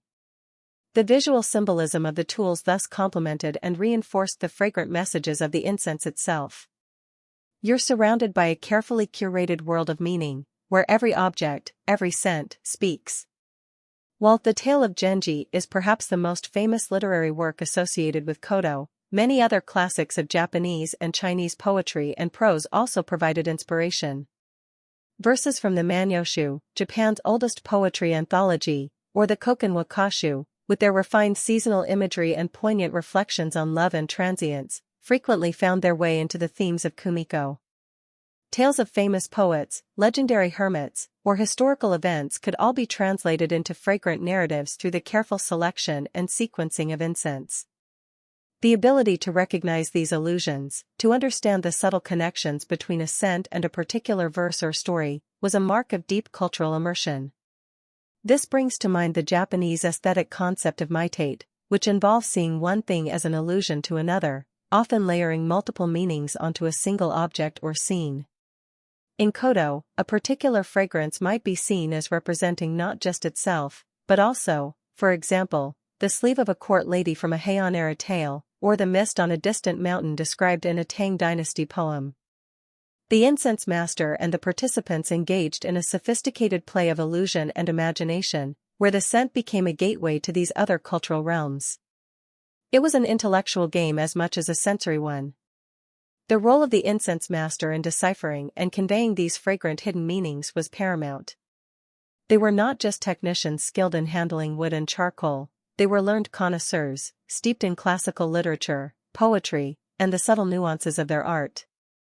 They would often introduce a kodo game or a specific incense wood with a short explanation of its literary theme, its poetic associations, or the story behind its name. They would guide the participants, not by telling them what to smell, but by providing a cultural and emotional context that enriched their individual experience of listening. Their commentary, often delivered with quiet grace and erudition, helped to bridge the gap between the purely sensory and the deeply symbolic. It was their skill that transformed a simple fragrance into a multi-layered cultural event. This reliance on subtlety, implication, and shared cultural understanding is very characteristic of traditional Japanese communication and aesthetics. In a society that often valued indirectness and unspoken understanding over blunt, explicit statements, kodo offered a perfect medium for conveying complex ideas and emotions. A particular sequence of scents in a kumiko game, or the choice of a specific named wood, could communicate a message or an illusion that would be readily understood by other cultured participants, all without a single word needing to be spoken about the underlying meaning. It was a sophisticated, insider's language, a fragrant code shared among the refined. A rather delightful quirky tidbit that illustrates this idea of scent conveying meaning is the alleged practice in earlier courtly Heian society of lovers exchanging poems or messages that were perfumed with their own signature incense blends. The specific fragrance itself could act as a form of identification or convey a particular sentiment, a hopeful note, a lament, a reminder of a shared memory. While perhaps more romanticized than a daily occurrence, the idea that a scent could carry such personal and emotional weight underscores the deep cultural significance attached to fragrance long before the formalization of kodo in the Edo period. Imagine the thrill of receiving a scroll, and recognizing the sender simply by the unique, subtle perfume clinging to the paper. Sometimes, an entire kodo gathering would be structured around a single, complex poetic theme, with each different incense presented representing a different line, image, or emotional progression within the poem, effectively turning the olfactory experience into a collaborative, sensory reading of the verse. The extent to which all the symbolic meanings attributed to specific incense fragrances, or the literary allusions embedded in kodo games, were universally understood in precisely the same way by every participant, versus being more fluid and subject to individual interpretation or the specific teachings and oral traditions of different kodo schools, is an area that continues to invite exploration for cultural historians. There was likely a core of shared knowledge among dedicated practitioners, but also room for personal resonance and imaginative flight. The beauty of kodo lay partly in this balance between established tradition and individual sensory experience. So, as you immerse yourself in the world of Edo Japan's incense masters, you come to see that their craft was not just about pleasant smells, it was about weaving a rich tapestry of meaning from fragrance, literature, and shared cultural memory. Each wisp of smoke carried not just aromatic molecules, but also stories, poems, and emotions. The listening to incense was an act of deciphering these hidden messages, of engaging in a silent, fragrant dialogue with centuries of art and tradition. The incense master was the key, the gentle interpreter who helped to unlock these fragrant hidden meanings for all who were willing to truly listen, transforming a simple breath of scented air into a profound cultural communion. And as you experience that profound cultural communion, where a simple breath of scented air unlocks layers of poetry and shared understanding, you might begin to sense an even deeper current running beneath the elegant surface of kodo, a philosophical resonance, a quiet spiritual discipline. This brings us to the often subtle, yet deeply influential, connection between the way of incense and the principles of Zen Buddhism.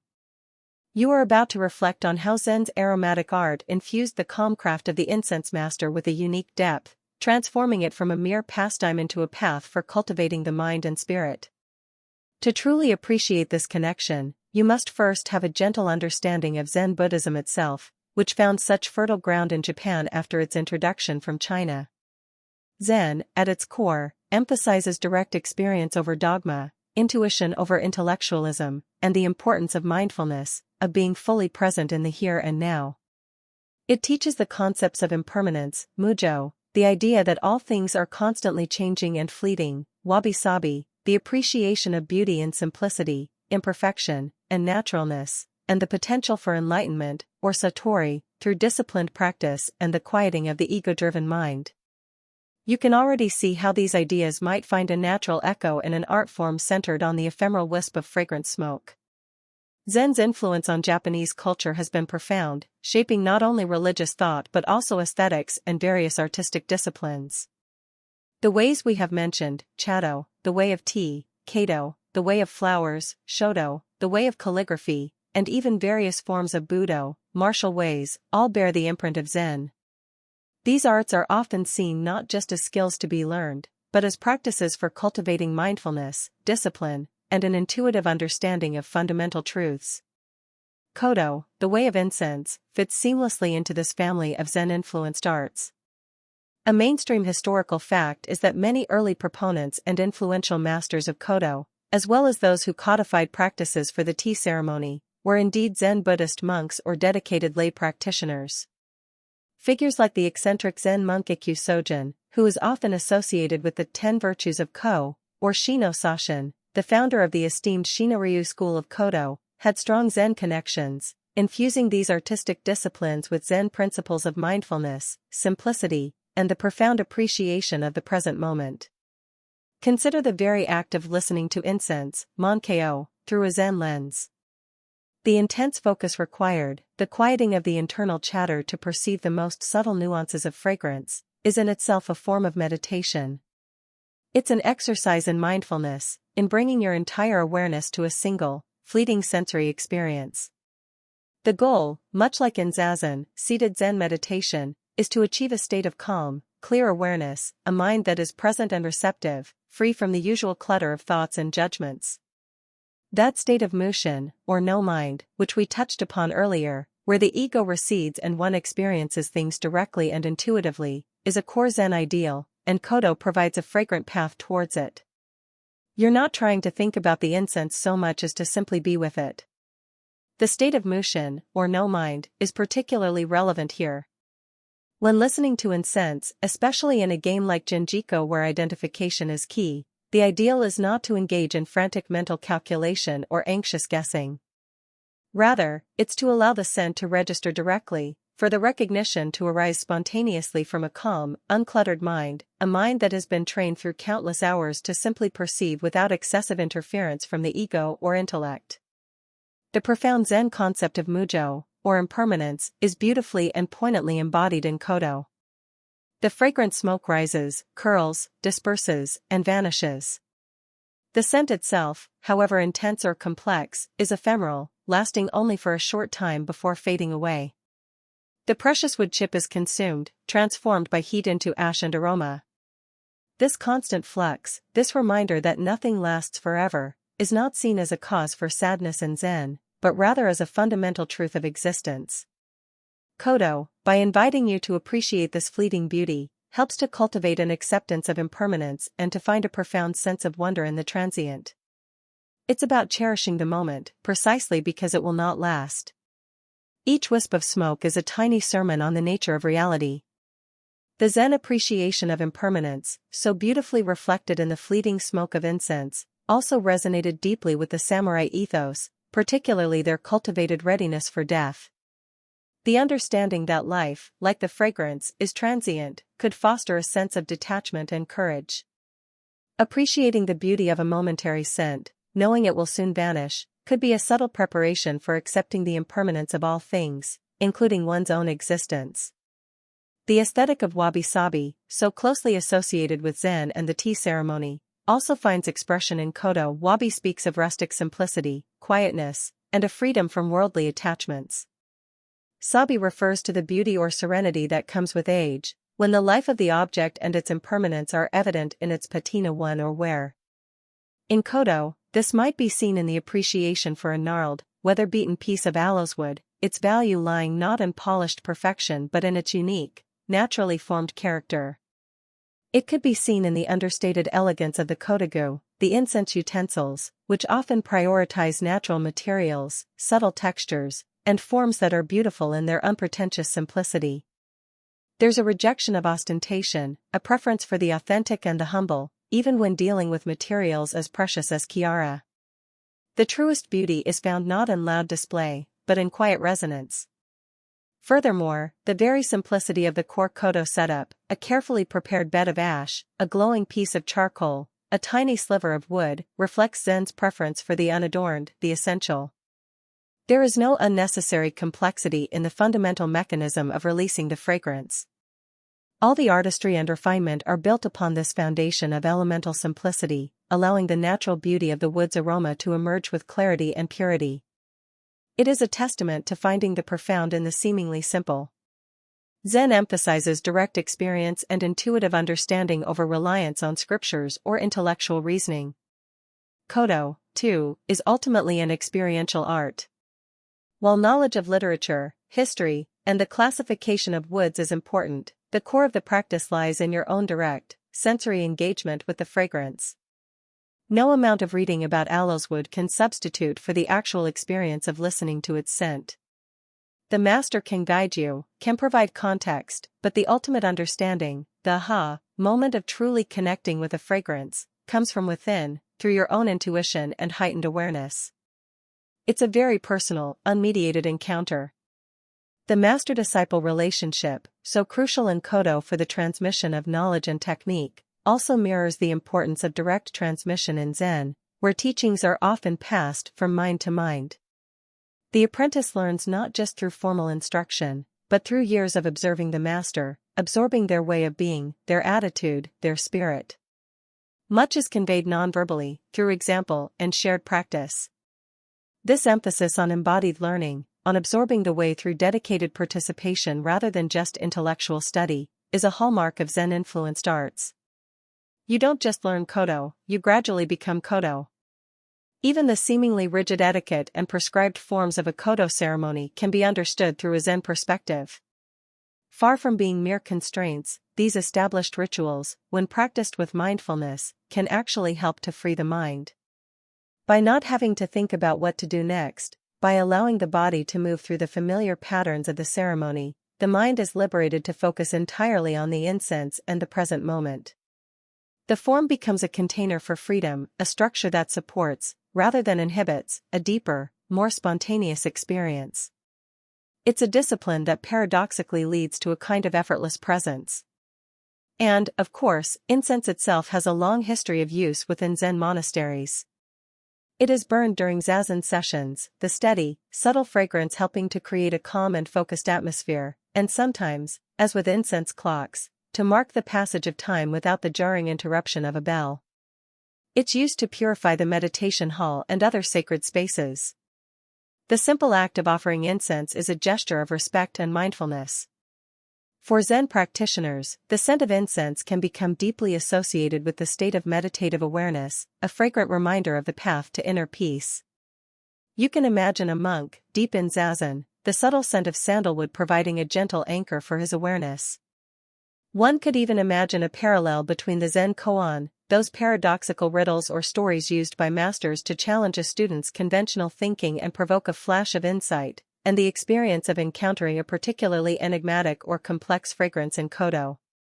A scent that defies easy classification, that seems to shift and change with each listening, might serve as a kind of olfactory koan. This is a more speculative thought, a quirky tidbit of connection, perhaps, but it speaks to the potential for Kodo to be a path of profound, nonverbal inquiry. It could push you beyond your usual categories of understanding, forcing you to engage with it on a more intuitive, non-conceptual level, perhaps leading to a small moment of an olfactory aha.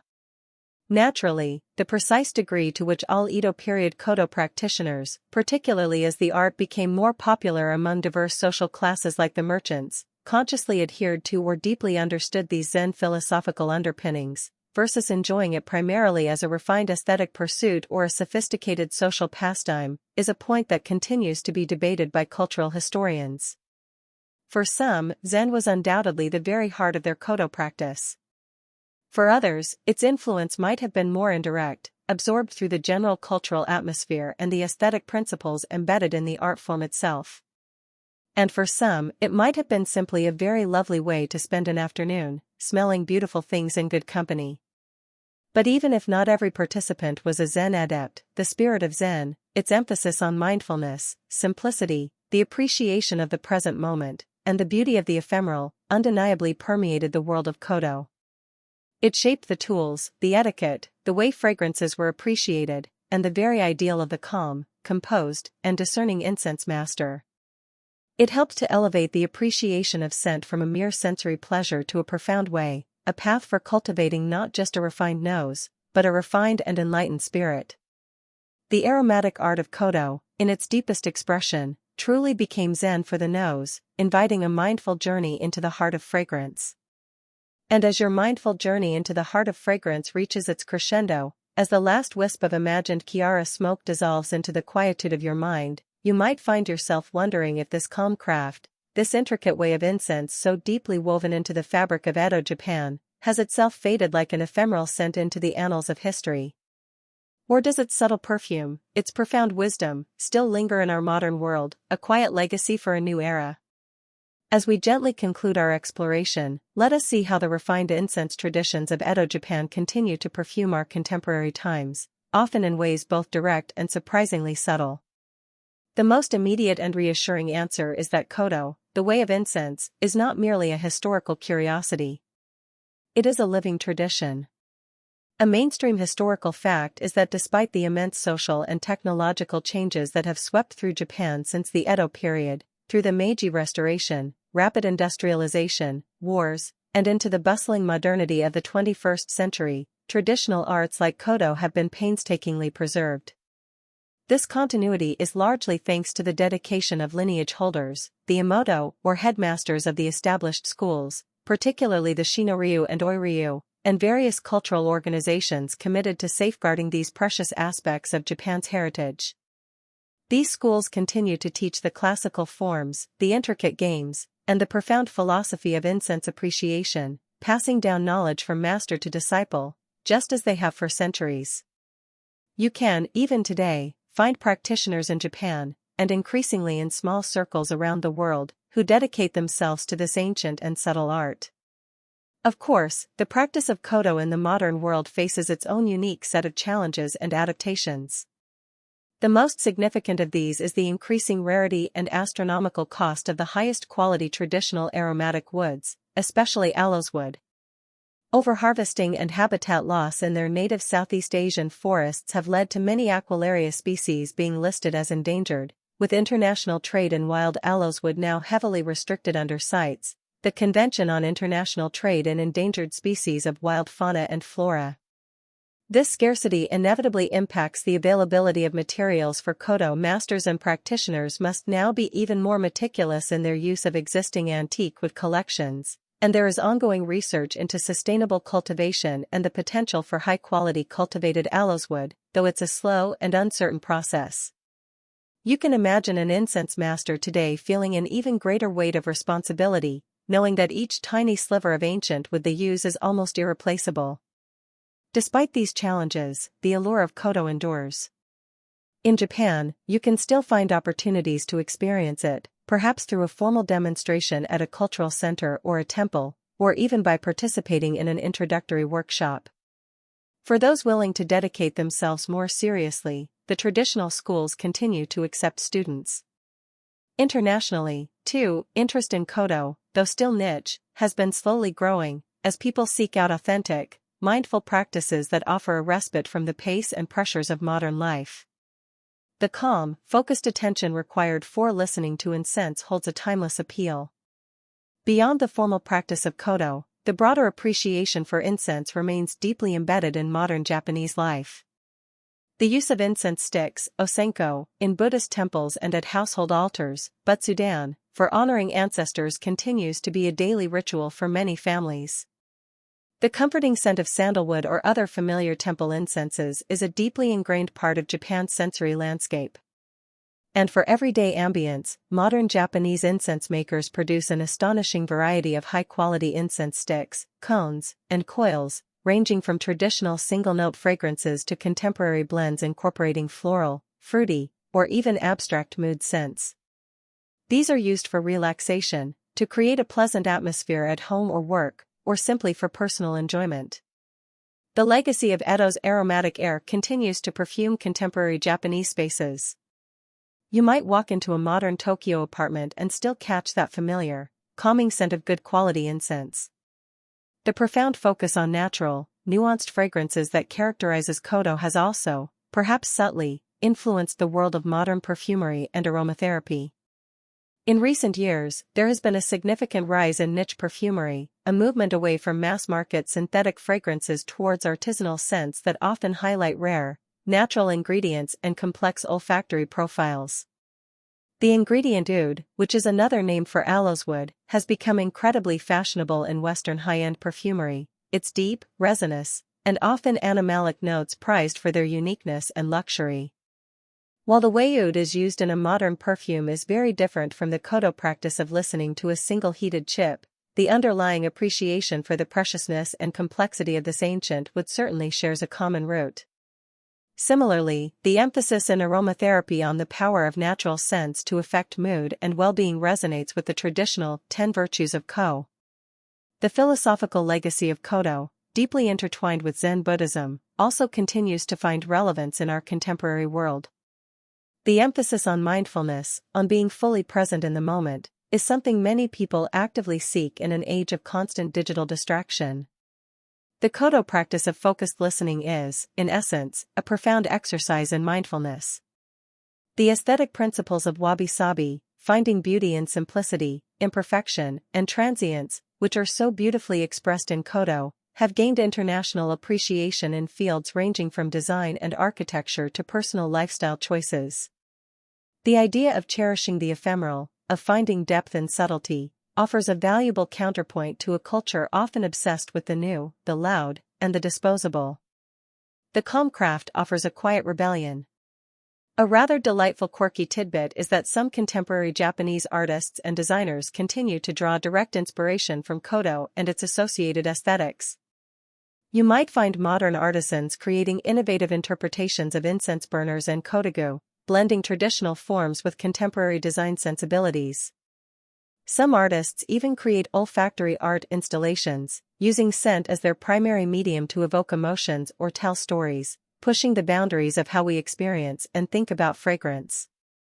This shows that the tradition is not merely being preserved in a static form, but continues to inspire new creative expressions, a testament to its enduring vitality.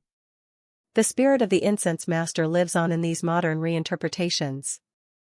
The extent to which modern Kodo practice, particularly outside of Japan or in less formal settings, can fully maintain its authentic historical depth and intricate philosophical rigor in the face of globalization, the pressures of commercialization, and the aforementioned scarcity of traditional materials, is naturally a subject of ongoing discussion and gentle concern among both dedicated practitioners and cultural commentators.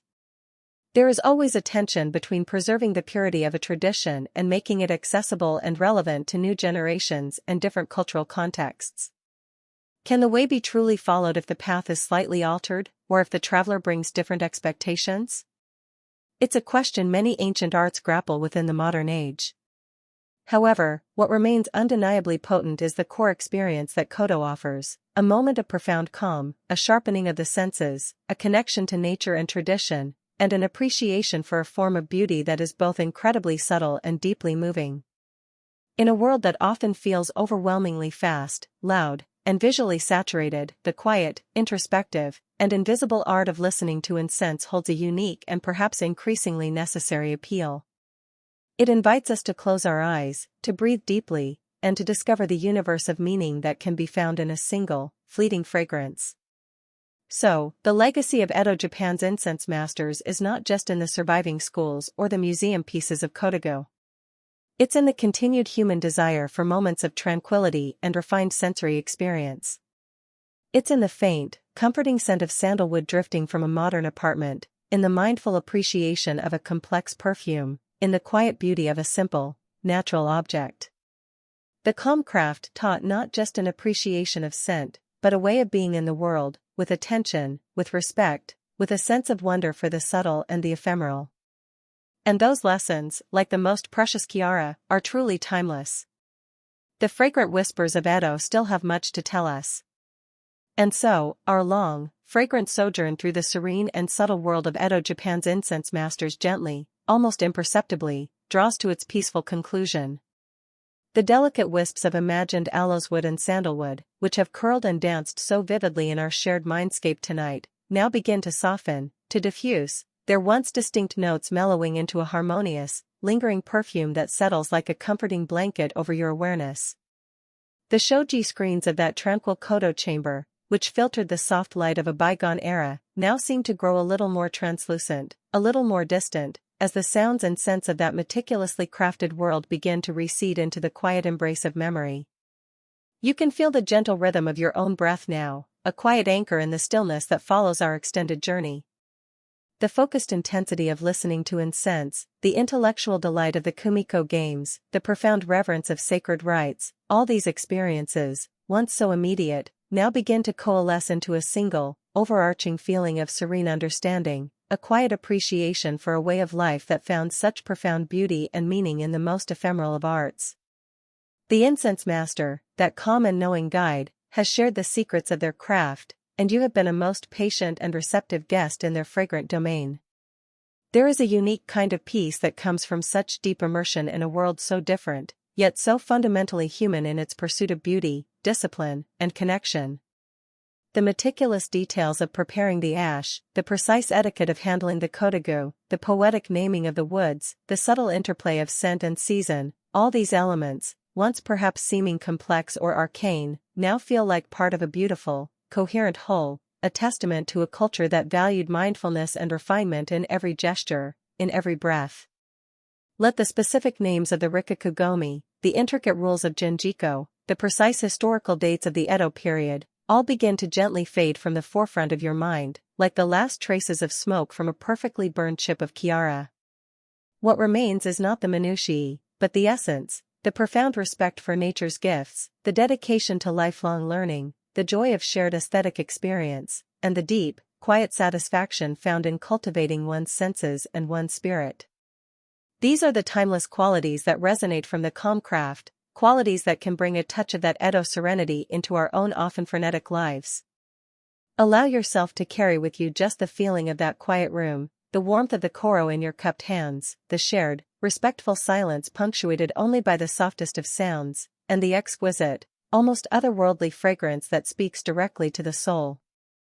These are the impressions that can soothe and comfort, that can serve as a gentle reminder of the beauty that exists in slowing down, in paying close attention, in finding the universe within the very small and the very fleeting.